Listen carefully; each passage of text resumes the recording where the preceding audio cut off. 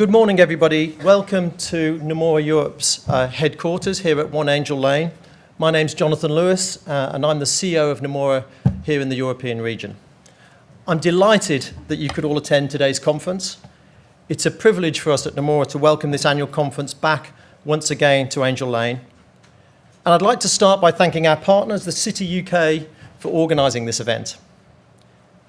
Consistently flying the flag for the city and all of us who do business within the TheCityUK is an extremely valuable organisation for the broad range of businesses that are present here today.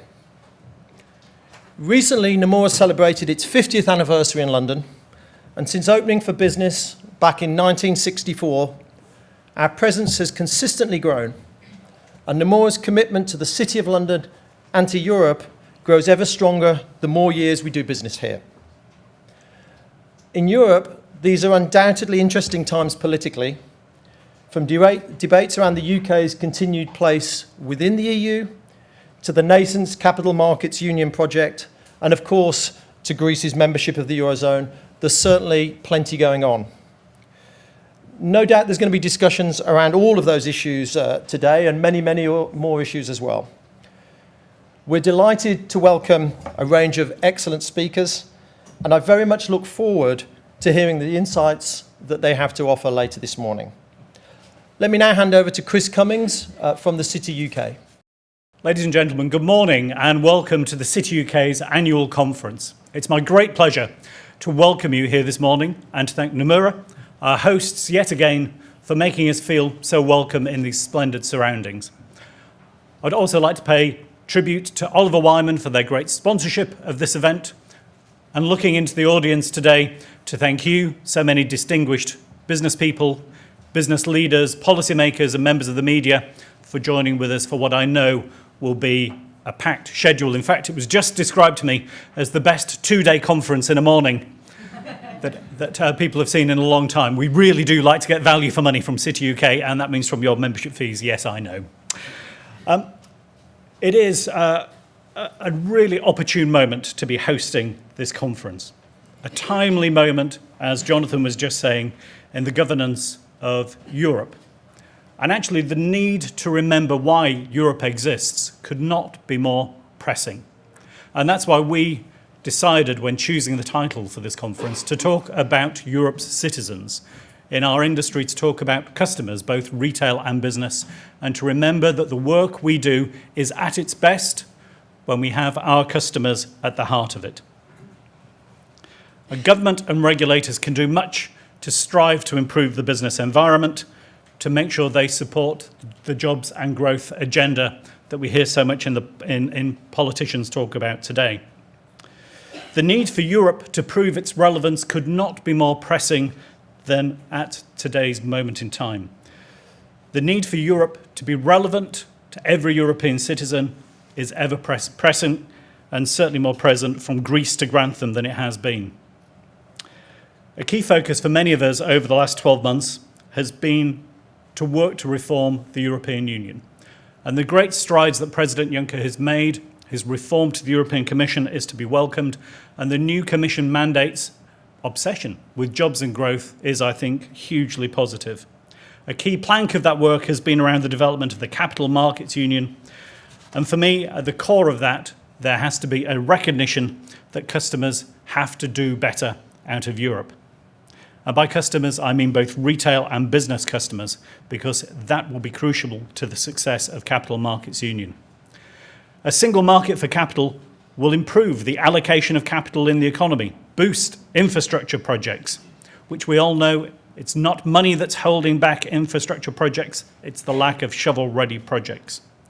It should increase access to finance for growing companies and help retail customers to secure better returns on their savings.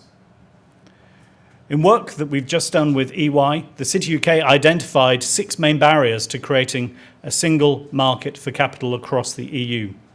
These include administrative obstacles, financial regulation, national practices, investor customs and culture, insufficient education and information, and a degree of risk aversion. While all of these barriers are relevant to the discussions we'll be having today, It's really the latter three that are most important, around risk aversion that we see in companies, around insufficient education and information, and about investor customs and culture. And these are areas that our industry will need to work closely with regulators and policymakers to address. In the meantime, financial innovation and disruptive technology are creating both opportunities and challenges for the development of the Capital Markets Union and in the way in which our industry interacts with its customers. Access to new products and new ways of accessing existing products will help both drive down costs and increase competition. This will increasingly provide challenges for our industry and regulators to ensure that the right customers are accessing the right products or that the customer has access to the right information to make their own decisions. The challenges that face us are many, but the opportunities to succeed are within our grasp. Well, in today's conference, we have a stellar lineup of speakers, and I see many familiar friends in the audience, speakers of note and distinction. And I think that will provide a great opportunity both to hear from them, and also I look forward to the discussion that we will have during the course of the day. I hope you'll find today's presentations interesting and stimulating, and I hope that you will actively participate. I know that you will actively participate in the question and answer sessions. So enough from me, and let us hear from the speakers. Jonathan, Economic Secretary, Your Excellencies, my lords, ladies and gentlemen, thank you, and how fitting it's that we're meeting here in Nomura. Only last week I spoke at a reception for Mitsui, another gigantic Japanese conglomerate. And as we researched the speech, some remarkable information was uncovered in the dusty depths of the Yarrow archives. Some of you might know that the Yarrow family were a family of shipbuilders. In fact, outside my office sits a reminder, a model of a Type 22 frigate, HMS Cumberland, known as the Fighting Sausage by its crew. It was launched in 1986, but what you didn't know, what I didn't know at the time, was the family history of how intertwined it is with the history of the Japanese Navy. At the end of the 19th century, the Japanese government built an excellent relationship with the Yarrow firm. In fact, they ordered 11 ships in 1895 alone. And in 1905, His Excellency Baron Yamamoto, the Japanese Minister of Marine, sent a very flattering telegram to my great-grandfather, Sir Alfred Yarrow. That was the year that, in 1905, the Russian surrender at the port of Arthur was delivered to a destroyer, the Sanzanami, which was a Yarrow ship. So it couldn't be more appropriate we're doing this in Nomura at the moment. Now, ladies and gentlemen, I wouldn't dare claim that the Yarrows were the power behind the imperial throne, but it's extremely pleased that those links with Japan go back some 100 years. And the question is, how did a young family firm based on the Thames manage to negotiate such huge contracts with a foreign power halfway across the world? And I think the answer to that can be found in a telegram from Baron Yamamoto. The destroyers you have built for us did excellent service throughout the present war, he wrote, glad they're in good condition. That short note is a demonstration of what was on offer. The customer came first. And it's still important to heed that lesson. Every last atom of business depends on cultivating and maintaining a good relationship with clients. Without customers, business grinds to a halt. Now, the behaviour of the few, alongside those dreadful emails and chat room comments the past weeks, show real contempt for customers and clients. And they also show just how much such people have to learn about good business. But those people are now being rooted out, and the system that allowed them to rot in the barrel is being overhauled step by step. The Fair and Effective Markets Review is one hugely positive development, and it's one more reason why I'm increasingly optimistic the way things are going, with a better focus of management, better training, and better participation of practitioners in regulation. We can start looking forwards to a future having learnt the lessons of the past. It is imperative that we get the narrative to change. When I go overseas, that's what all people care about. We have admitted our mistakes. What they want to know is what we've done about them, and how we've corrected them, and how we move onwards and upwards. In other words, they want to learn from our experience. They don't want to replicate our errors.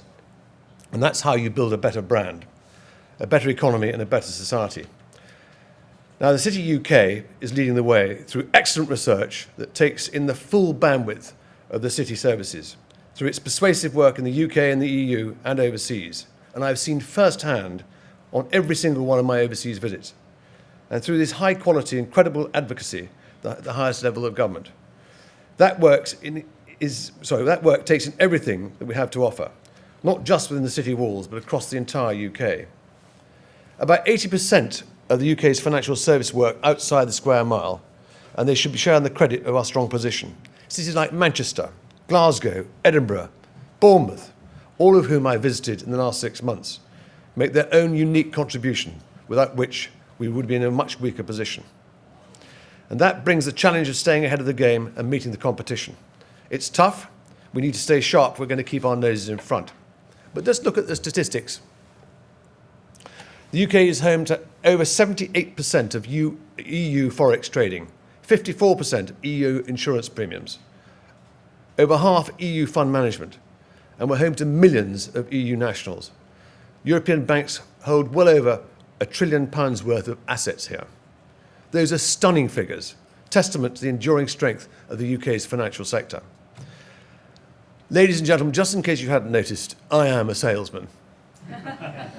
And there's nothing I like better than selling a good product. And we have it right here, and it's called the City of London. And it's our City of London. And thank you, City UK, for promoting it so eagerly and for putting the customer first. Thank you. It's always tremendous to follow somebody as inspirational as the Lord Mayor. Alan, thank you so much. You have started the conference in just the right vein. It's now my great pleasure to welcome our next speaker to the stage. Somebody who, for a city audience, needs less and less by way of an introduction, actually. She worked amongst us for many years, having a distinguished business career here in the city. Harriet then joined the government, and we are very fortunate indeed that in May this year, she was appointed to the position of City Minister. Harriet, welcome to the stage. Thank you. Thank you very much, Chris, and it's an honour to follow the Lord Mayor and Lords, Ladies, Your Excellencies, gentlemen. It's a pleasure to be here this morning in this amazing building, and I think one of the great strengths of the city, one of the great attractions and charms is how it combines both the old and the new. So that as well as the cutting edge skyscrapers and buildings like this one, we do still have the Roman city walls, the medieval guild halls, the Christopher Wren churches, the 18th century coffee houses and the grand Victorian office blocks. And all of this reminds us on a daily basis that this part of London has for 2,000 years been a hugely successful trading global city. That history is reflected in this city's unrivaled expertise in a number of key areas in international finance. We just heard of many of them from the Lord Mayor. International bonds, where London-based accounting firm accounts for 70% of Eurobond trading. Project finance, our continued world-leading position in over-the-counter derivatives trading. But though my title is Economic Secretary and City Minister, I know that UK financial services stretch far beyond this square mile. Indeed, 2/3 of the 2 million UK jobs that are related to financial services and complementary professions are actually outside London. It's a sector that has an enormous amount to offer the United Kingdom. And we are, as government, prepared to stand by you and help you go from strength to strength. Today, I'd like to share my vision for how financial services here in the UK can continue to develop. Obviously, we want financial services to be strong and stable and to play a leading role in securing the economic recovery. We want financial services that deliver for customers, help working people achieve what they want to achieve in terms of aspirations at every stage in their lives. We want financial services to be globally competitive, to keep this country's position as one of the best places in the world to do financial services. And we want financial services to be trusted. I think we all want to move on from the mistakes of the past and see confidence in the sector restored. These four objectives are all linked. You can't have one without the other. If we can make good progress on all four fronts, then I believe we could have a virtuous circle of success. When your customers feel that you as a business have delivered for them, they're much more inclined to trust you. When investors feel that a company has a solid bedrock of customer trust, it makes that company palpably more attractive as an investment. When a sector is visibly successful, it draws in people and businesses from all over the world. And when you increase your workforce, add to jobs, add to your level of activity, you're actively contributing to economic growth at a national level. So the title of the conference today, Putting Customers at the Heart of the Growth Agenda, chimes very closely with my ambition for the sector, because it makes clear that there is a strong link between how the customer feels and the overall performance of the sector.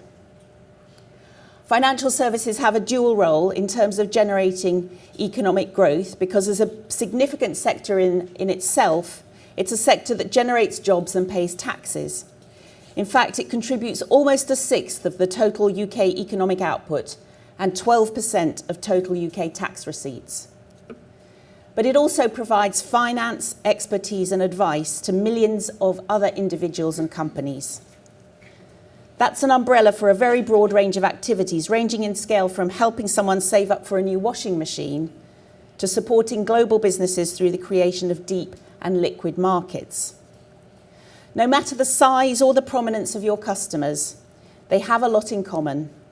They want to fulfill their ambitions, they want to make the right financial decisions, and they expect a decent professional service at all times. I see a key task of ours in government is to help you fulfill that role, because we too are committed to helping people achieve their aspirations at every stage in their lives. And though getting more out of your bank is a relatively small part of a very large picture, it is hugely important. Over the past 5 years, we've been particularly focused on driving more competition in banking. More competition means that banks are more incentivised to offer their customers the best possible products and services. It means more engaged consumers demanding a better deal. The government has an ambitious programme of reforms to boost competition in banking. We've been knocking down the barriers to entry for retail banking, helping challenger banks enter the market, or what economists like to call disruptive innovators. Looking ahead, the pipeline of more potential banks is promising. Around 10 are currently going through the regulator's pre-application stage. And we're continuing to support the credit union movement to make financial services more accessible to everyone. We're empowering customers to see which bank is best for them, and where they see a better proposition, to switch providers simply, quickly and reliably. We've been doing that through helping deliver My Data in banking and the 7-day current account switch service. At the last budget, we also set out a commitment to deliver an open standard for application programming interfaces, or APIs, in UK banking. This will allow customers to access and make use of their bank data more easily, including benefiting from the range of value-added services which tech companies are already providing. So customers could, for instance, instantly and clearly compare how much money they spend on travel, food across their accounts, work out ways to save money and modify their spending to suit their budgets. It's simply a way of encouraging sensible behaviour by making it a much easier option. We've also worked hard to open up access to credit data and requiring banks to refer businesses they reject for loans to others who may be willing lenders, which has helped businesses across finance and businesses access finance much more easily. More still can be done. That's evident from the Competition and Markets Authority's decision to investigate competition in personal current account and SME banking markets. But the direction of travel has been set.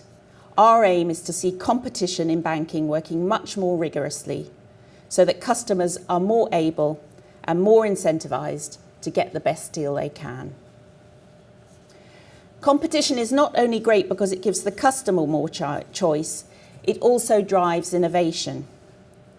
You have to deliver what the customer actually wants, so that is an enormous spur to innovation, which is one of the fastest routes to growth. In the UK, We're really good at innovation. Just look at our alternative finance market. Including peer-to-peer lending and crowdfunding lending, we saw growth of 168% in 2014. Or look at our financial technology sector. Over the past 20 years, new technology has revolutionised the way we deal with money every day. Processes such as person-to-person payments can now literally be done at the touch of a button. You don't even have to visit a bank to pay in a cheque anymore. These changes have been transformational. They've made daily transactions much more efficient. And I've been delighted to see banks embracing new technology. As well as making life much more convenient for the customer, fintech has also been a major driver of economic growth. Our fintech sector attracted over £340 million in investments during 2014. Not only a record number, but one representing more than half of all fintech investment in Europe. Fintech firms have created jobs, grown the economy, and made this country famous worldwide as a centre of that expertise. We will do whatever we can to help make the UK the global capital of fintech. We've set up a payment systems regulator to foster innovation. We've legislated to allow innovations such as digital cheque payments. We've delivered an open API standard, and we're working to become an attractive regulatory environment for legitimate digital currency companies. As a government, we're backing fintech all the way because we are firm believers that that's what's good for the customer, and it's good for the industry and good for the country too. So we have competition and innovation as key drivers of growth for the sector. I would also like to touch on a couple more: international competitiveness and productivity. Together, they can help us not only maintain, but consolidate this country's position as the premier global financial hub. We have enormous strengths: a stable legal system, a healthy democracy, a transparent business environment, a talented and dynamic workforce, an international language, and a large variety of extremely strong businesses providing complementary services. And it's also rather helpful that we have a time zone that sits between the US and Asia as well. That's helped make us the most international banking centre in the world, with over 240 foreign banks and almost a fifth of global banking activity. We have the second largest pension industry worldwide, the third largest insurance market, the world's most international stock market, and over 40% of all foreign exchange turnover. But in a world where our competitors are only too eager to get as much business as they can from us, we need to be at least one step ahead the entire time. To help us do that, we've created the Financial Services Trade and Investment Board, in charge of attracting inward investment and promoting external trade and knocking barriers down. We've had major successes in developing Islamic finance in the UK and streamlining the regime for investment management. And on renminbi internationalisation, one of the policy areas we've prioritised over the past 5 years, we've seen great recent news in the City of London's report. Spot forex trading per day in renminbi in the first half of 2014 was nearly 20 times that of 2011. Total renminbi deposits in London have reached a new high, 74% higher than 6 months ago, while corporate account deposits have been especially strong, with a 450% increase from the end of 2013. As well as keeping up momentum with China, we want to further deepen our strong collaborative relationship with other countries, such as India, now the world's fastest growing economy, according to the IMF. We will continue working to ensure we're at the cutting edge of insurance-linked securities, and will undertake an inaugural economic and financial dialogue with Brazil, South America's largest economy. These efforts all build towards a financial sector that delivers more jobs and prosperity at home and makes the UK the partner of choice for the fastest growing economies in the future. They will also help UK firms export to the largest developed and emerging markets all around the world, helping them expand and take advantage of new opportunities and support the development of sophisticated financial markets globally. If we can keep up the momentum, I think the whole of the UK will reap the rewards. Productivity is closely linked to international competitiveness. Clearly, a more productive financial services sector makes you more internationally competitive and vice versa. But the financial services sector also helps productive companies across the UK prosper and grow. So we need the sector itself to be productive, and we need it to invest in productive companies. In the very near future, we'll be publishing our productivity plan, outlining how we can step Britain's productivity up a gear or two. I'm afraid I'm not going to preempt that plan today, but I think all of us agree that financial services can play a major role here. Before the crisis, financial sector output and productivity grew rapidly, but at an unsustainable rate. The crash was therefore a major shock to the sector and for your customers. So if we're able to ensure that the financial sector grows long-term in a sustainable manner and plays its proper role in supporting the UK economy, then we need to have financial stability and high standards of conduct in retail and wholesale markets. This is why, after the crisis, it was such a priority for us to change the regulatory architecture, restore prudential supervision to the Bank of England, and create a strong conduct regulator in the Financial Conduct Authority. Over the next 5 years, we will finish the job of ensuring that the UK has the best regulated financial system in the world. And we will continue promoting the development of vibrant, dynamic capital markets, helping both the sector and its customers. Now, there are a few of us in the House of Commons who moved from financial services and got elected to Parliament. I think quite a few of them have been City Minister, actually. I spent 20 years managing pensions and investments for a whole range of customers. And my colleagues and I often joke about ourselves. We must be the only people in the House of Commons chamber who have switched to a more popular career than we were in before. But more seriously, we also know how strong the financial services sector in the UK actually is. And we also know how much you have to offer. When you do well, the country does well. Everyone benefits, including your customers, whom I'm delighted to see you're putting at the heart of your plan for growth. We have some exciting times ahead of us, and the City UK will continue to blend old and new and adapt as a global trading powerhouse. I look forward to working very closely with you as we achieve the growth that comes from delivering for consumers and for the country. Thank you very much. Minister, thank you so much for those words, and thank you for reminding us of three important things. Firstly, that we are, of course, a national industry, and as you rightly say, 2/3 of the jobs in our industry are outside of the M25. We are not a southeast-based industry. We are a national industry and should always remember that. Secondly, of course, at the heart of everything we should do is the desire for competitiveness, because there are many parts of the world who look with envious eyes at the City of London and at this great industry that we are fortunate to have in the UK.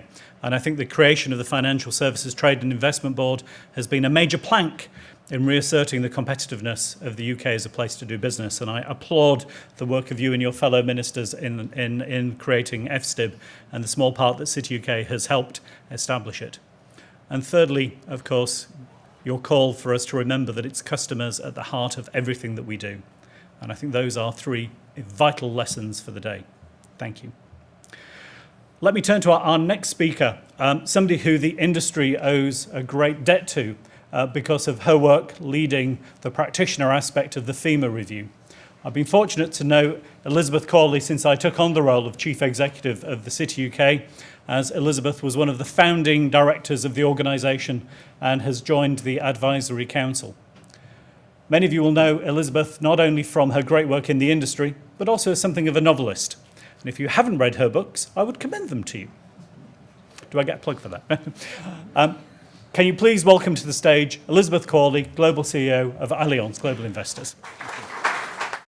Good morning, everybody, and it's my pleasure to be here. Looking around the room, I can see so many experts on the topic I'm about to talk on that I'm worried about what I'm going to add to your contribution, actually. But Chris and the City UK asked if I would talk about raising standards in capital markets. Many of you will know that this has been a focus by three principals, the Treasury, the FCA and the Bank of England, working together in the wake of what the Lord Mayor described as some unacceptable practices. And not just the Lord Mayor, every boardroom in the city, every chairman, every CEO, every head of FIC trading that you talk to will tell you that these are unacceptable practices. It's not a secret, and it's something everybody wants to put right. And 2 weeks ago, we heard the Governor and briefly the Chancellor talk about the conclusions of the Fair and Effective Markets Review. Now, this review was set up in the wake of a number of scandals and a number of misconduct activities that will continue to ripple through. The conclusion of the review does not, sadly, conclude the clean-up exercise that we have to do. What I found when I was asked to chair the market practitioner panel and to set it up was an extraordinary willingness across the city and internationally to engage as market practitioners together to see what we could do to raise standards. And I think that moment of recognition that we need to look forward in order to raise standards has stuck with us and is the tone of the final report from the Fair and Effective Market Review principles. Now, I've brought with me, so I don't misquote, what the key conclusions were from the review. The first one was about raising standards and professionalism, making sure that we had training practices and common trading practices so that ignorance could never be an excuse. One of the things we found in talking to what we would call first, second and third lines of defence, so the primary management, legal and compliance and audit, was that very often people were confused as to what right and wrong was. Now, most people in this room would say that's ridiculous, it's obvious. But in complex, fast-moving and innovating markets, and we're talking about fixed income, currency, commodity, wholesale markets, sometimes it's not obvious. How much is a relevant spread when you're acting as principal? How much are you allowed to hedge the bank's positions of risk, which is also your responsibility for sustainability and prudential management, versus influencing a market price at a certain spot point? And the way I describe it as everybody in this room probably passed their driving test or their cycling proficiency test if they're in London and didn't bother with a car. Everybody knows that you don't break the speed limits. Everybody knows you don't go through a red light if you're a cyclist. How many people have been tempted with a clear empty road ahead of them in a 30-mile-an-hour zone to think that they know better than the speed limit and to ease their foot down a little bit? Most people would do that. These days, most people would not drink 3 pints of beer or 4 glasses of wine and get behind the wheel of a car. They know that's absolutely unacceptable. But between those two extremes, having passed your driving test, your cycling proficiency test, how many times a day do people think, I know a little bit better than the law and will tempt it? We have to eliminate the belief that people can do that and get away with it in market practice, but at the same time, make sure that we allow vibrant, competitive, innovative capital markets developments. And that's why we were very pleased that the other thing that came out of the review was a desire to work with the industry collectively in order to raise standards of fairness and effectiveness in FIC markets. What they also said was firms should take greater responsibility for developing and adhering to standards, improve market understanding, and they asked us to create what they've called the FIC Market Standards Board, which I'm chairing on an interim basis. Why on an interim basis? Well, this is a hugely important body. We can't set it up in a way that is unaccountable to the membership of that body. Oh, can you still hear me? I think the mic just might have died. I will go and stand here because you'll probably hear me better. Can you hear me now? Does that work? Great. So I've said that we'll set it up, we'll get an initial board established, but then we'll establish a nominations committee. One of the things the United Kingdom is respected for around the world is good corporate governance. We will run this body with good corporate governance, but we have to get it going and we have to be pragmatic. The next thing that will be happening is that they are indeed looking at strengthening some elements of regulation, and there'll be a consultation of that, and it's not for me to talk about where that is. The one thing I would say about the FIC Market Standards Board is it's not a lobbying organisation and it's not a commercial organisation. There are many, many good industry associations and organisations around the UK and also around the world who will lobby on behalf of their members. What we have done is exactly what Chris described and what the Minister described. We've put the customer at the heart of what we do. In creating the market practitioner body, we had corporate issuers, treasurers, users of instruments sitting in the board talking to us about what acceptable wholesale market practice was. We had obviously the banks, the asset managers, but the asset owners as well, the ultimate owners of those assets. And we also had some of the infrastructure providers and independents. That created a market discipline to the discussions, a microcosm of the market. And that's what we're going to do going forward, both in terms of the board and also in terms of the individual expert groups that are going to do the other thing, which is define clear and precise guidelines and standards. Now, I'm very pleased to say that Lamura, our host today, was one of the members of the Market Practitioner Panel and is a founding member of the body as well, which is fantastic. I was a bit worried when we heard that this was going to be part of the proposals that nobody would sign up. Actually, we've got the opposite problem, which is almost, we've got about 30 people already signed up, and we've got outstanding inquiries from as far away as Australia and Canada. What that shows is that the practitioners in the market know these are global markets. They know that London is a critically important part of it, that the UK is a centre of a lot of this activity, and from a practitioner point of view, they want to influence what is going to happen. What we have to do is capitalise on this moment of willing cooperation and engagement with the policymakers and public authorities that set the framework for our markets and take advantage of it. The challenge with wholesale markets is they're complex, they're fast-moving, they are international and global, and in the past it's been deemed too difficult to regulate. Well, by linking ways of working to a senior manager conduct regime, at least in the UK, you can allow the industry to develop its own standards. They don't have to go into regulation, and you can evolve them as markets evolve and develop them quickly. But then the managers, the boards, become responsible for making sure that they are applied. Now, we're not going to become a massive standard-setting body. There are some very, very good bodies out there who already develop and sustain high-quality professional qualifications. What we do need to do is find a way of working with them such that we reduce the proliferation of standards and training and guidance down to a sensible economic level. The other advantage for that, and this will help competition, is that it enables medium and smaller sized players to participate in markets that would otherwise be blocked to them because of the complexity of training and IT and other requirements. So we're at an exciting point. I would say it's all to play for from this point on. We know there's going to be some major issues ahead.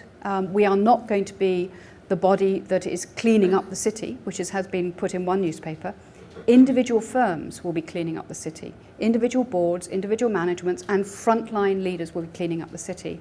But we're there to act as a facilitator, a catalyst, and an enabler to make that work more effective, and to also link, most importantly, to the public authorities who are taking such a keen interest in capital markets.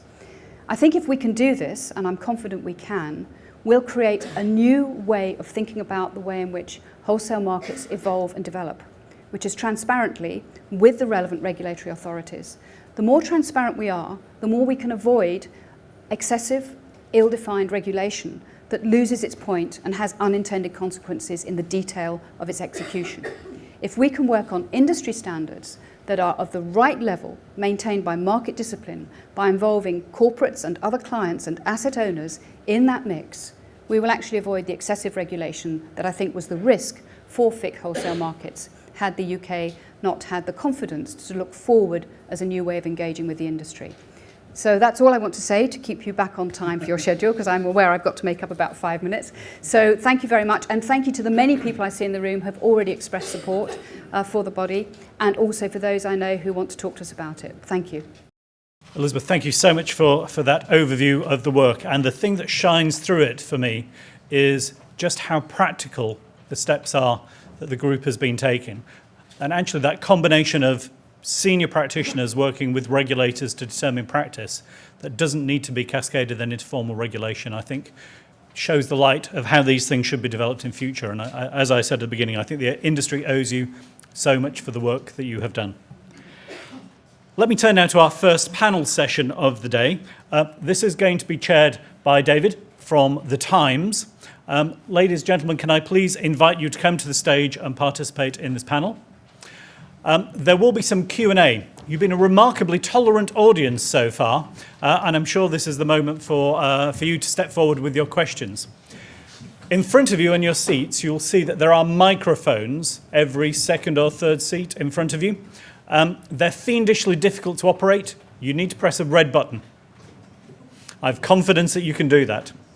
Okay, so I'll hand over to David. He will introduce his panel, and then we will be off and running. In the next 55 minutes, we're going to be addressing the vital issue of how to ensure customer needs are being met. And before we dive into the debate, I want to introduce our panel. On my immediate right is Craig Donaldson. He's CEO of Metro Bank, a bank you're no doubt all familiar with, famous for its dog biscuits, its coin machines, but also for a business case that puts providing good customer service at its heart. The first branch was opened nearly 5 years ago, I think that's right, and now Metro's got 36 branches, the latest of which was opened in Harrow a few weeks ago. On Craig's right is Sue Lewis, who is chair of the Financial Services Consumer Panel. Sue, that's an independent body which advises the Financial Conduct Authority. Sue and her team have the very important role of making sure that whenever regulation is debated and discussed, that customer interests are not forgotten. Now on my left is Rachel Lord, I'm glad to have you here, who is head of iShares Europe, Middle East and Africa, BlackRock, someone who is at the forefront of innovation, this time in the investment industry. I think I'm right in saying that BlackRock is the largest provider in the world of low-cost exchange-traded funds. Yes. And last but not least is David Nish, who is currently Chief Executive of Standard Life. He's been there since January 2010, though we learnt recently that he's stepping down in August, handing over the baton to Keith Skeoch. David is going to be on gardening leave, I think, until early 2016, after which I'm sure he will be snapped up by an organisation keen to make the most of his expertise as head of one of the largest insurers in Europe, at a time when pensions have been one of the hottest topics.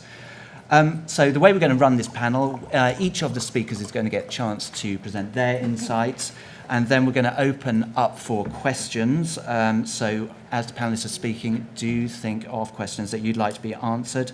Time is quite short, but if I can just say a few quick words. First of all, I'm delighted that we're discussing this issue. I've been writing about finance for nearly 20 years, and there's never been a time when the issue of, sort of treating customers fairly has been so high on the agenda. It was a tough way to do it, but the financial crisis, the PPI scandal, seems finally to have jerked the financial services industry into realizing that customers matter, and that being nice to customers can be good for business. I speak to readers every week. I also get lots of correspondence by email and mail. I mean, sometimes I feel a bit like a sort of one-man citizen advice bureau, but it does give me a sort of insight into what consumers are worrying about, what's irritating them. And it's certainly the case that the complaints that we hear from readers, we have changed. We hear less complaints about financial services industry nowadays. 10 years ago, more than half of our complaints were about banks, insurers, investment companies. Now that's changed. They tend to be more about consumer affairs, energy companies, travel companies, car hire companies, that sort of thing. So clearly, things are improving, but we do still get a lot of complaints about financial services companies, and there are some sort of clear themes that come out whenever I'm looking at this correspondence. The first is to do with technology. We've heard a lot about innovation in technology this morning, and it's certainly the case that the financial services industry has been very successful in encouraging us to engage with our finances by adopting the latest technology, which is great when it works, but of course when it doesn't, it irritates customers a lot. And it's certainly the case that many, especially of our biggest financial companies, are still struggling with IT systems, legacy IT systems that are way out of date. And I think until money is spent to update those systems and make them fit for the 21st century, then that's going to be a problem that I'm going to keep hearing about and you're going to keep hearing about as well. And so that's the sort of technological side, but also there is it's really the case that when there's human failings, which I hear a lot about, that that irritates customers even more. Lots of the complaints I receive about banks nowadays are to do with what would be termed vulnerable customers, people with disabilities, people who have power of attorney over their parents' affairs if they've got dementia, and very often they're trying to do very simple things, but they talk to bank staff who thwart them in what they want to do. They've clearly not been trained properly to deal with customers who I suppose are out of the ordinary. And often, I'm sure they don't mean to be mean, but they often end up treating them with contempt. And the final issue we still hear a lot about is about cost and charges. It's not the case that our readers necessarily want the cheapest all the time. They recognise that the cheapest isn't always best, but they certainly want good value for money. So that's enough from me. So I'd like to hand over, first of all, to Craig. Good morning, everybody. As David said, I'm the CEO of Metro Bank. We opened our doors on the 29th of July 2010, so almost 5 years. In that period, we've grown from 4 of us 6 years ago to just over 1,800 people today. And I've been asked to talk about building a customer-centric business model or business, which feels pretty relevant, so hopefully I can talk about it. For me, it's really simple. 6 years ago, when there was 4 of us, we sat down and we wrote our vision. Our vision was out to 2020. We also then wrote another one to 2026, and we're in the middle of writing one out to 2030. And the vision actually encapsulates what we are. I call it the one beer mat. Forgive me, that's my northernness coming out.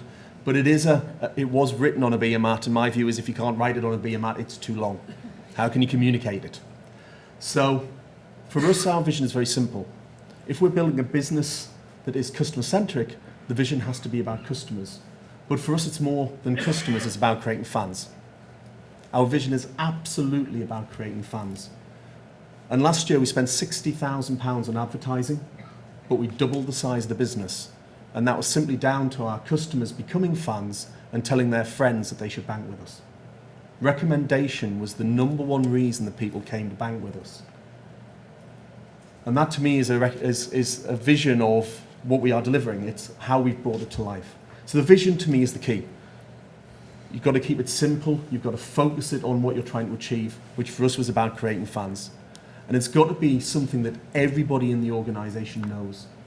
The first thing that happens to you, whether you want it or not, when you join Metro Bank, is you get me talking about the visions at 8:45 in the morning.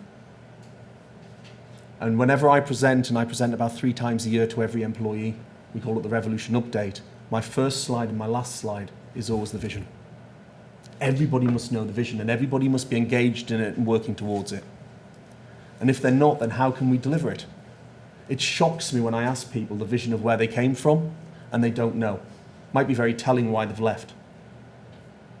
You can't have a customer-centric organisation if you don't have a vision that's focused on the customer. And it shocks me how often that is not in place. The next thing then, I call it my 2B math slide, that's only half of it, is the values. The vision is where we're going, but the values is how we get there. Values are the key. Values are how we deliver the vision. We call it being amazing. We have to be amazing every second of every day, and I won't go into what it stands for. It's a little cheesy, but it works. It engages people at every level. And then we are all pervasive in how we implement the values. Down to the level of about 98% of people who apply to us for a job don't get one. They don't pass the assessment centres. Actually, we don't call them assessment centres, we call them M factors, because we want people to show us how good they are. Language is massively important in this, by the way. You know, you've got a break, we try and engage people. And we assess people who we turn down as to whether they felt the values, whether they bought into the vision. Because if you're truly customer-centric, you want everybody who touches your organisation, even those you're turning down, to become fans. How many of you know how your people that you turn down would assess you. If you truly want to be customer-centric, don't you need to? It's all pervasive. So for me, it starts with a vision, which has to be, for us, creating fans by 2020. It evolves now into 2026, and we're writing the one for 2030. Same direction to travel, just a little more mature. The values then is how we deliver it. And the values have to be pervasive. Constantly challenging yourself against the values. Is what we're doing right? And if the leadership team are asking that question, then so are my people on the front line, so are my people in the middle office, so are my people in development, whether it's a mobile app or whether it's a training. It's all about delivering the values. And if everything we do is about delivering the values towards delivering the vision, then we create fans. So to me, building a customer-centric model is very simple. You've got to know where you're going, and you've got to know how you get there. And if you don't mention the customer at least 100 times on those two beer mats, then you ain't going to achieve it. Thank you very much, Craig. Now we'll move on to Sue Lewis. Thank you very much. Now, when I talk about the customer, I am predominantly talking about retail customers and small businesses, including particularly micro businesses, so unsophisticated small businesses, which have been a bit neglected in the customer journey. So I'm not talking about B2B, although there's increasing recognition, of course, that what happens in the wholesale markets affects those end users and retail consumers. So I'm going to gallop through a number of things because I've been asked to talk about quite a few subject headings. I think what I'm going to say is not going to come as any surprise to you, but I think the question is not what is the problem or what is the issue, but how do we fix it? So galloping through quickly, I thought I'd start with what does good look like? What do people actually want from financial services? So they want access to suitable products and services and innovation that meets customer needs. There is some very good innovation out there, but I think I saw certainly, I don't know if you saw the news last night, but there were some elderly Greek people who couldn't get their money out the bank because they didn't have a plastic card. Innovation was not helping them. So their money was in there, they were outside, they couldn't get it. So innovation, you have to make sure people are not left behind. People need clear information, not more information, clear information. It needs to be relevant, pricing needs to be transparent. People need access to guidance and advice, and they need to understand the difference between them. When consumers talk about advice, they don't mean regulated advice. They mean the sort of advice you get in the pub. They need to understand the difference between them. Terms and conditions, we've all clicked through on Google or whatever. Yes, I've read and understand the terms and conditions. Tick, of course, nobody reads them. That probably doesn't matter too much. If people don't read and understand their financial product terms and conditions, that probably does matter. So there's a difference. They need to be really easy to understand. Actually, so do Google's, but I'm not talking about Google. Products perform as people expect them to. They do what they say on the tin. Competition works. I'll come back to competition, actually. Performance management in firms, we've been hearing a lot about that with the new rules, leads to good consumer outcomes. And we kind of know that incentivising people for selling or mis-selling, as it turns out, it does not lead to good consumer outcomes. And complaints handling is swift and effective. So that's a kind of what good looks like. I was asked to talk about what the regulator can do. Gosh, I've lost one already. We have a conduct regulator with consumer protection at the heart of what it does. So how can it do it? It needs to be alert. The important thing it can do is be alert to changes in the marketplace, risks that are emerging, follow the money. If a product is making huge profits, then there may be a question about whether that's working well for consumers or not. The regulator needs to be alert to new business models or just new things. We heard earlier about crowdfunding and peer-to-peer lending. and the regulator needs to kind of grasp that market quite quickly and say, well, do consumers need protecting, or can we leave the market as it is? And it needs to do that sensibly and proportionately. It can use the right tools, competition versus enforcement. Do big fines work? I suspect not. It can just stop bad stuff happening. We know it does that.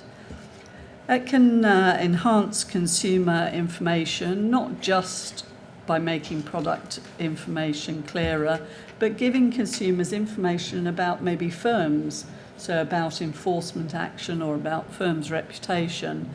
One of the problems people find is they just don't know who to trust and who to do business with. It's a bit like trying to get your car fixed. You kind of have to trust, but they really don't trust, because actually, I'm afraid, as you know, everyone's sort of tarred with the same brush at the moment. Striking a balance between protection and responsibility. This comes up from time to time. If only consumers, need to take responsibility for their actions. Well, actually, there was some research done by the FCA's practitioner panel, which showed that consumers are happy to take responsibility for their actions, but things get in the way. Number one is consumers will do it when firms do it. That's pretty obvious, but also when they feel able to. And a number of the barriers that come out of this research are things like, and there's complexity and jargon. You can't tell me what my product is going to deliver for me. Inappropriate use of technology, lack of advice, too much jargon. So what people see, they see banks or others engaging in bad or reckless behaviour, and they see this being rewarded by big bonuses, and then they say, and you want me to take responsibility? So we've got to a place where people are happy to do it, and I know it's getting fixed. I do know that everyone in this room wants to fix these problems, but that's kind of where we are on this issue. Galloping on, the costs and governance of asset management. The panel did a bit of work on this last year. The costs of asset management are obscure. They make a huge difference to investment outcomes. It's kind of critical. Capital Markets Union wants more retail investors. Retail investors, households actually support. They support businesses throughout Europe. It's the biggest source of money for businesses, and through their pension funds in particular. So people lose money because asset management just costs too much and the costs are just obscure. So an example actually quoted in the paper the other day, Railpen found that the headline costs it was paying were a fifth of its total asset management costs, which had a huge impact on the actual value of people's pensions. There's no incentive to control costs, and the FCA is looking at research at the moment, and the costs of that being met from the manager or the management company rather than the fund.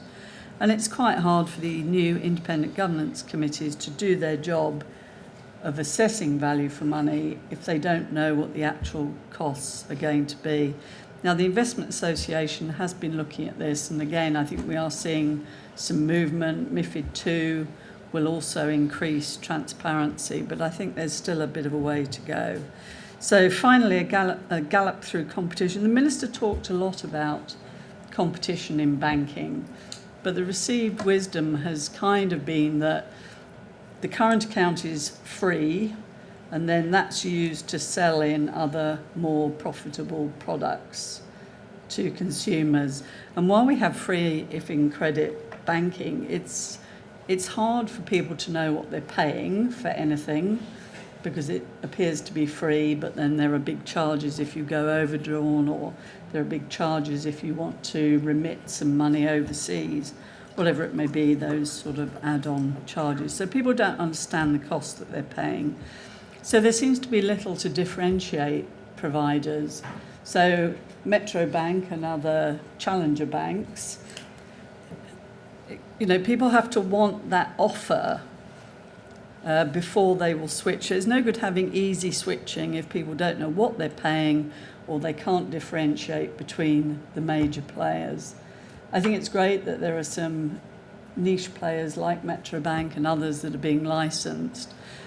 Credit unions, but I mean, credit unions are 1% of UK retail deposits, and it's not going to grow beyond that. Hopefully the challengers will make up some, but we need to get to a point where those challenger banks really are challenging and not just providing a niche for people to go to, a niche market.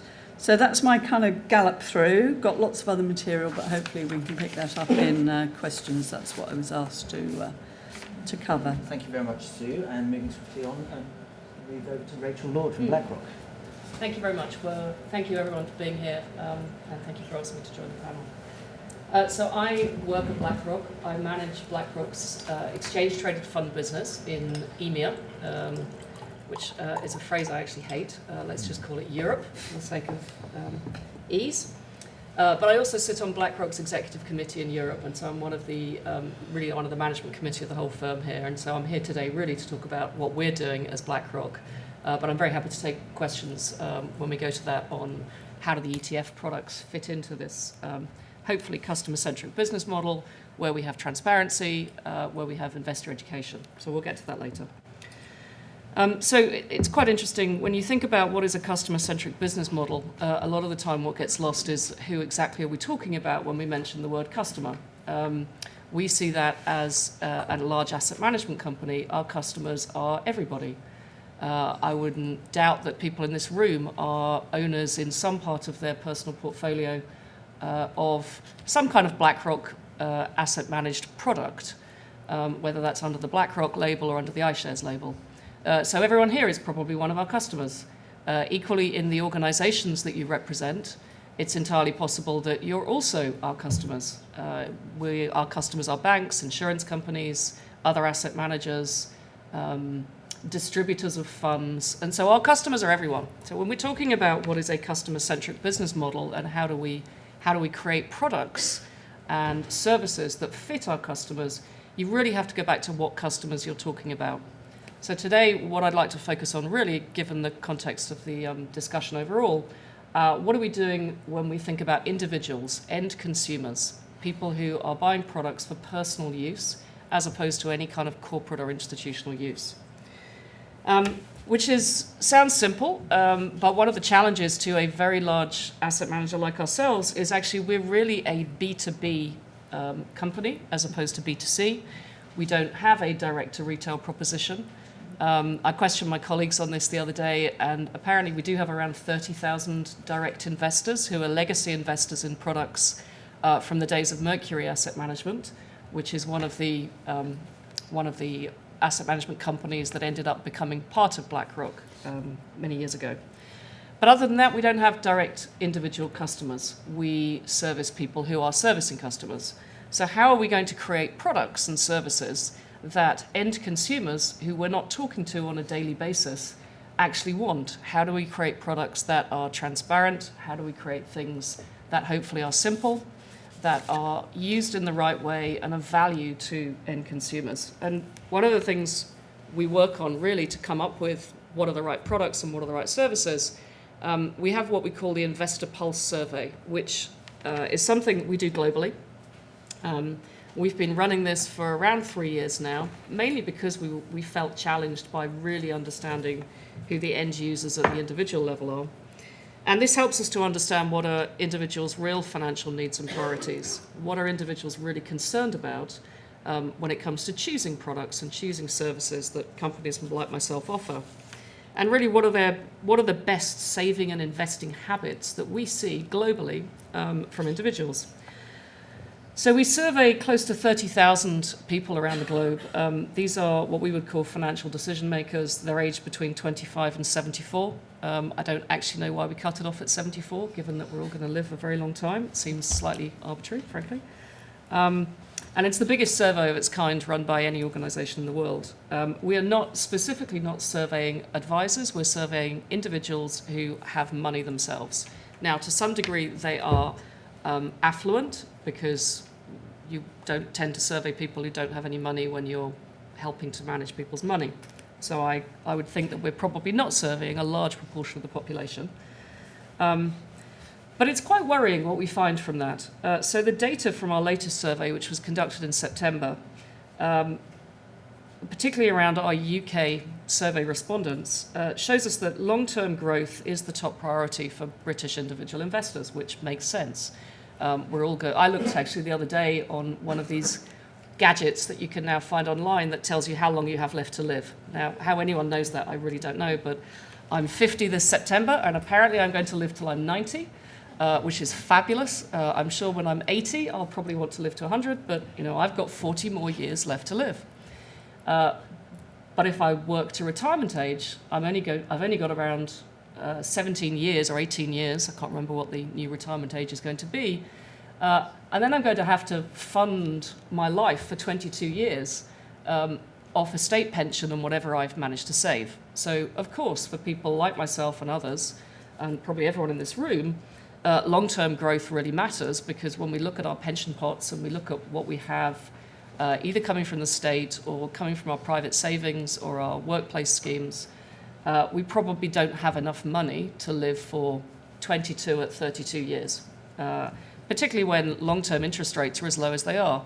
I looked this morning at where are all the different interest rates trading today. 30-year government bonds, whether you're in Switzerland, which is obviously the lowest, Japan, the United States, the UK, are all terrible. The only way I can make 5% on government bonds is if I buy Colombian debt. Now, I don't really see how Colombian debt is actually of any value to me, frankly, but apparently I'll earn 5% per annum if I buy Colombian debt. I don't know what that means when I hedge out the currency risk, and we'll come on to risk in a minute, but it's slightly worrying. If I want to buy UK government bonds, well, at least they're at about 2.7% today. So if I put my money in, the government will pay me 2.7% a year for 30 years. Well, you're going to need a lot of money in order to fund any retirement income if that is the way that you save. So what do we find from our survey? Well, we find that 42% of, let's call them affluent, which is not a very high bar, frankly. It doesn't mean rich. It means people who are actually managing to save anything. And a third of British citizens who are of working age have less than £250 in savings today, which is very scary if you think about it. So we're talking about the top 50% of the population, so that's not really that affluent. 42% of affluent Britons believe that cash is the best way to generate an income. Now, I have a little bit of cash, not much, because like most people, I'm cash poor, thankfully. Because if I put my cash into any bank account, I'm not earning the government bond rate. I'm lucky if I earn anything above zero. Apparently, if you're under 16, you can get a cash ISA that will pay you 0.5%, and that's fantastic, but frankly, they don't need cash. I'm 50, I can't get cash. I can't get a return on it. But 42% of our population of savers believe that cash is the right way to go. That's actually quite worrying. I don't know how you get long-term growth, how you fund the retirement gap if you're invested in cash. And so really this is something that helps us think about, well, what are we going to do as an asset management company to help people generally, ourselves and everybody else, actually figure out how to invest for the long term, what to invest in and how to understand risk, because cash is felt to be risk-free. Now, cash is not risk-free. Risk is taken by most people in society to mean that, in financial terms, that they won't lose their money. But as we all know, and for those of us old enough to remember a lot of inflation, inflation will lose you your money, even if you theoretically don't lose your principal. Because if you put your money into a deposit account long-term or into any kind of cash-based product long-term, inflation will erode the value of that, and you may have the same cash you put in 25 years' time. But unfortunately, prices of everything that you want to then spend your money on have now gone up. Food inflation is very high. We all know that. Cost of a loaf of bread has doubled in the last couple of years. Property inflation, for obviously everyone who's based here in London, is horrendous. The cost of living has gone up. Energy has gone down, but frankly, how much energy does one actually use? It's not that huge a component. So even when you put aside theoretical price inflation indices, the reality is that we're all faced with a world where things are getting a lot more expensive and a world where we can no longer get much of a return on our cash. So we do all of this kind of work to try and figure out, well, okay, what is it we can offer? And also, how can we help people to understand that cash in itself has a risky outcome? Which leads us on to what the industry is generally calling, and we're using a similar kind of phrase, outcome-oriented solutions, i.e., don't put money in something just because someone tells you you should. Try and understand at an individual level, why are you investing, and what is it you're trying to get at the end of your investment horizon, whatever that is. In my case, it's 18 years to fund a retirement. In my children's case, well, it's going to be probably 70 years to fund their retirement because they might well live forever. So outcome-oriented solutions, it's horrible jargon. I take the point that both my fellow panelists have made that jargon is quite off-putting to people, but it kind of means what it says. So we're working internally, coming up with things like target date funds, target risk funds. Again, if I were trying to sell this to my father, who's 86, he wouldn't understand a word I just used. Target risk and target date doesn't mean anything, so we have to improve the language. We're trying to come up with multi-asset solutions. Again, this is a phrase that kind of has a lot of jargon associated with it, but it really means we're trying to create solutions and products for our investors that are designed to meet long-term retirement needs. Because the plain fact is that the state pension and the old world of a defined benefit scheme no longer exists. I do not want to rely on the state to look after me in 30 years' time when I start predicting forward what's going to happen to demographics and earnings. So that's one of the things we focus on. In terms of, I was asked to talk about what do we believe in terms Rachel, of... Sorry, can I... Oh, am I going too far? No, yeah, just one more minute. One more minute, right. Because otherwise we're not going to have time I for always questions. talk too much. So one quick thing. There is something going on right now in financial services where I think the UK government is actually leading the way. It's something we're very involved with at BlackRock. I actually think probably half this room are involved with it. The Savings and Investment Policy Project is something that's been sponsored really as the first attempt by insurance companies, banks, asset managers, regulators, consumer groups, the entire ecosystem, if you like, of people who care about individuals and their ability to manage their financial futures, in particular moving away from a debt-based culture to a savings-based culture. That's a fantastic project. If you're not involved, I would encourage you to look it up. It's doing an awful lot of work really trying to think about how do we as a community orient our end consumers to move from debt-based to savings-based. And I would just flag that one up. Great. Sorry about that. Sorry. So moving on to David Nish, I think he's probably going to talk about pensions. Okay, great, thank you, and good morning to everyone. So what I've been asked to do this morning is maybe take a bit of a scoot round the UK landscape as regards long-term savings, and particularly some of the pension policy initiatives that have been launched today.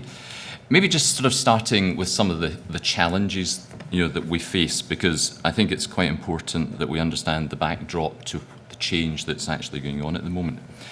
And in many ways, a lot of the individual policies that have been announced, whether it's auto-enrolment or whether it's pension freedom that came in April this year, they're actually great individual policies in their own right.